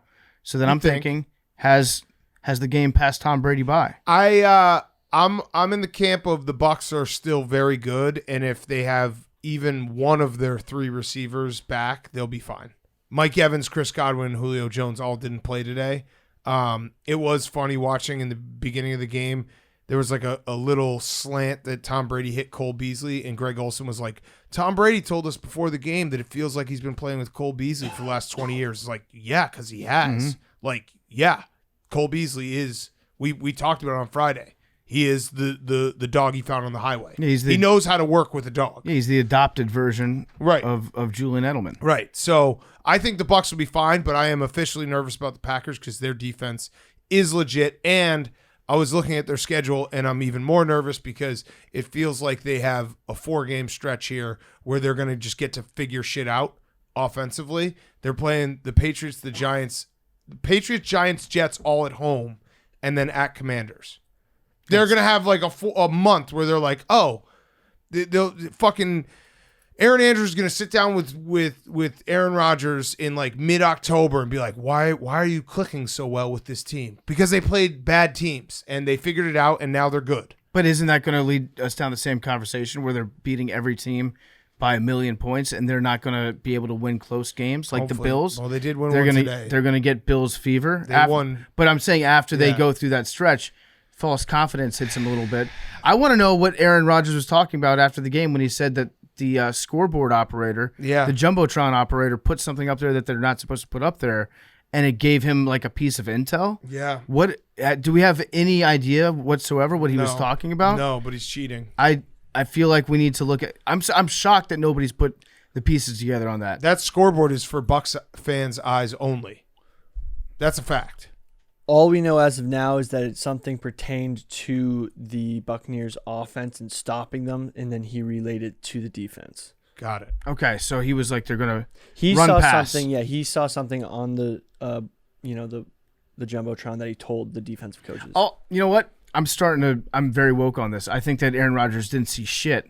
I think he's just saying something just to get inside their heads. He might have hallucinated. I think he's just making the entire thing up. This also was a game, and we sat and watched it with our good friend Stephen Shea, who's a diehard Bucs fan, and he got mad at me at the end. But we all knew the same thing. We as they were just playing field position the entire time, it was so obvious the Bucs were going to score and not get the 2-point conversion, and it happened exactly how we expected it to happen. Like that always happens that way. So I think both those teams are very good, and I'm worried about the Packers. He probably just saw on the Jumbotron that the clock ticked to 0 on the play clock because it was before the 2-point conversion. Yeah. He probably just saw it turn to 0. He was like, that's going to be a delay game. Yeah. And then they called the delay game. He's like, see, man, the universe sometimes speaks to you. Yeah. Damn. I got that. Okay, Billy, let's do football guy of the week, and then we'll wrap up real quick with who's back of the week. Good job, everyone. We made something out of nothing with not a great week 3, but that's what we do. That's where we get paid $85,000 in Bored Apes every single episode. And you know what's the best part about it? we have so much body armor in the office, we can drink it the whole time. Yes, I'm drinking it right now. Yeah, Body Armor. This season, you know your favorite players are hydrating with Body Armor Sports Drink on and off the field. Body Armor Sports Drink, more than a sports drink. Body Armor Sports Drink is the choice for hardworking hydration. It has potassium-packed electrolytes, antioxidants, B vitamins, plus no artificial sweeteners, flavors, and dyes. It's available for purchase in-store and on Amazon now. Okay, here's our football guys. So last week we had the Appalachian State Appalachian football coaches. They won with their mousetraps. They had a pretty tough loss this week. Why would happen? Well, you tell us. Called it. Why would happen? Hank called it. It was a letdown second half. Yeah. It was 28-3. They blew the lead. It wasn't just Appalachian State had like 10 good minutes in this game. Besides that, it was an ass kicking by JMU. 28-3. We called it during the game. We said this is the most dangerous lead in football. Sure enough, JMU comes back, and the discussion is happening, believe it or not, about whether JMU should be ranked in the top 25. I think they got 11 votes. So 11 people out there having the discussion, 12 if you include part of my take, that JMU should be ranked. So this is pretty incredible. We're better than Mississippi State. We're better than LSU. We're better than Notre Dame. Who would have thought? So I think this may be the first winner who would be appropriate to send them a nail in a football. Okay. And maybe get that going. Maybe some Pardon My Cheesesteaks. Yeah, like it. Get that going this week. So congratulations. So our first nominee for this week is the 21-year-old nuclear terrorist from Utah. Yeah, we talked about last week. If you didn't hear, a 21-year-old Utah student was arrested after she threatened to detonate a nuclear reactor that is located on campus if Utah had lost to San Diego State. Well, didn't happen. She posted it on Yik Yak and was arrested. But love the dedication. Yeah. Football gal. I like it. Yeah. Our second nominee this week is Baylor coach Dave Aranda, who is slapping people's asses on the sidelines. Just guy stuff. Just guys being dudes, slapping asses. It was pretty aggressive. It was getting hyped for the game. Love the vibe. Yes. Our third nominee is Ken Dorsey. We talked about him earlier. He went nuts in the booth after a pretty bad ending to a game, and he smashed up his tablet. Yep. So I have a personal theory that if the tablets were Apple products, they wouldn't get smashed so much on the sidelines and in the booth, because I think that has a little more of like a value component. Yeah, I mean, you remember when Jay Cutler called it like knockoff iPads? Yeah. Right after Microsoft had paid like $800 million to sponsor the tablets on the side of the field. I think since they're so expendable, they just think they can break them. Yeah, they just throw them. Yeah. Our fourth nominee is Trey Benson, running back from Florida State. This is a typical tradition they do. One player at the end of the game after a win gets to break up a rock with the other opposing team's symbol on it. This time it was Boston College. And Trey Benson in the locker room after the win went nuts on this rock and just smashed it to smithereens with a giant sledgehammer. Love it. Very cool. Football guy move. And this week, because a lot of the nominees aren't as good as some other weeks, I brought back Throwback Football Guy of the Week. Oh. So this week, 27 years ago, this is actually pretty close. Big Cat probably remembers this very well. A Bears fan jumped into the tunnel against the Packers after a field goal was kicked between the uprights, and he jumped a crazy high way to grab a football out of the air, landed on his 2 feet. It was a completion, and it was a pretty athletic, parkour-ish play that, he was interviewed on the sideline, and the guy's name was Mike Pantazis, and pretty good football guy. Yeah, mullet. Fantastic mullet. We way back in the day, Eddie and I think White Sox Dave and I interviewed him for a podcast like maybe 8 or 9 years ago. Whoa. Great dude. It's a psycho play on his part. Like he could have been. He probably should have been seriously injured, but he fucking nailed it. Yeah. Like you talk about total beast. Preparation being when or success being when preparation meets opportunity. That dude had his moment. And he grabbed it by the balls and twisted. And he's been living off it ever since, and he should, because it was very, very cool. Only problem with that moment was, like, imagine if that happened today, it would be, like, super viral. It was viral for then, but, like, super, super viral. So I think that if it happened today, they would have, like, dug into his background immediately. Yeah, that's true. Milkshake ducked him. Milkshake duck. Yeah. Okay, good job, Billy. Awesome. Check out the blog. You can vote on it on Twitter. Let's wrap up with Who's Back of the Week. brought to you by Visible. Visible starts at just $30 a month for a one-line plan. Taxes and fees included. No family plan needed. You get unlimited data and hotspot, which means you can stream what you want from pretty much anywhere. And now they have a new plan that includes 5G ultra wideband and global calling. Switch today at visible.com. Who's back of the week? Brought to you by Visible. Hank. My who's back of the week is Max Homa. Yeah, buddy. In the USA. USA. Yeah. USA. USA. USA. Suck it. Max Every Homa. other country in the world except for Europe. He went 4-0 in his matches. He had an electric walk-in putt on the 18th green on Friday to win his match, and the USA dominated and won the President's Cup. If Max isn't on the Ryder Cup, Riot. We riot. riot and a travesty of justice. He was awesome. He also didn't really. The only critique I'll have of Max is he played great golf is they did not plan beforehand whether they're doing like chest bumps or hugs, because it was just it was total like golf nerd celebration where everyone was on a different page. I did notice that at one point, I think it was on a Friday, he hit a putt and he started doing the walk away like a foot or two before the ball went into the cup. Yep. That was sick. Yeah. Well, they have the edits, so there's a clip going around. There's a Tiger one similar where it makes it look, deep fake internet stuff. I where saw it makes that it one look too. like he walks it in and he just turns around before the putt even drops. He's got to start doing that for real. Yeah. That's some big baller stuff. Yeah, I think he needs to.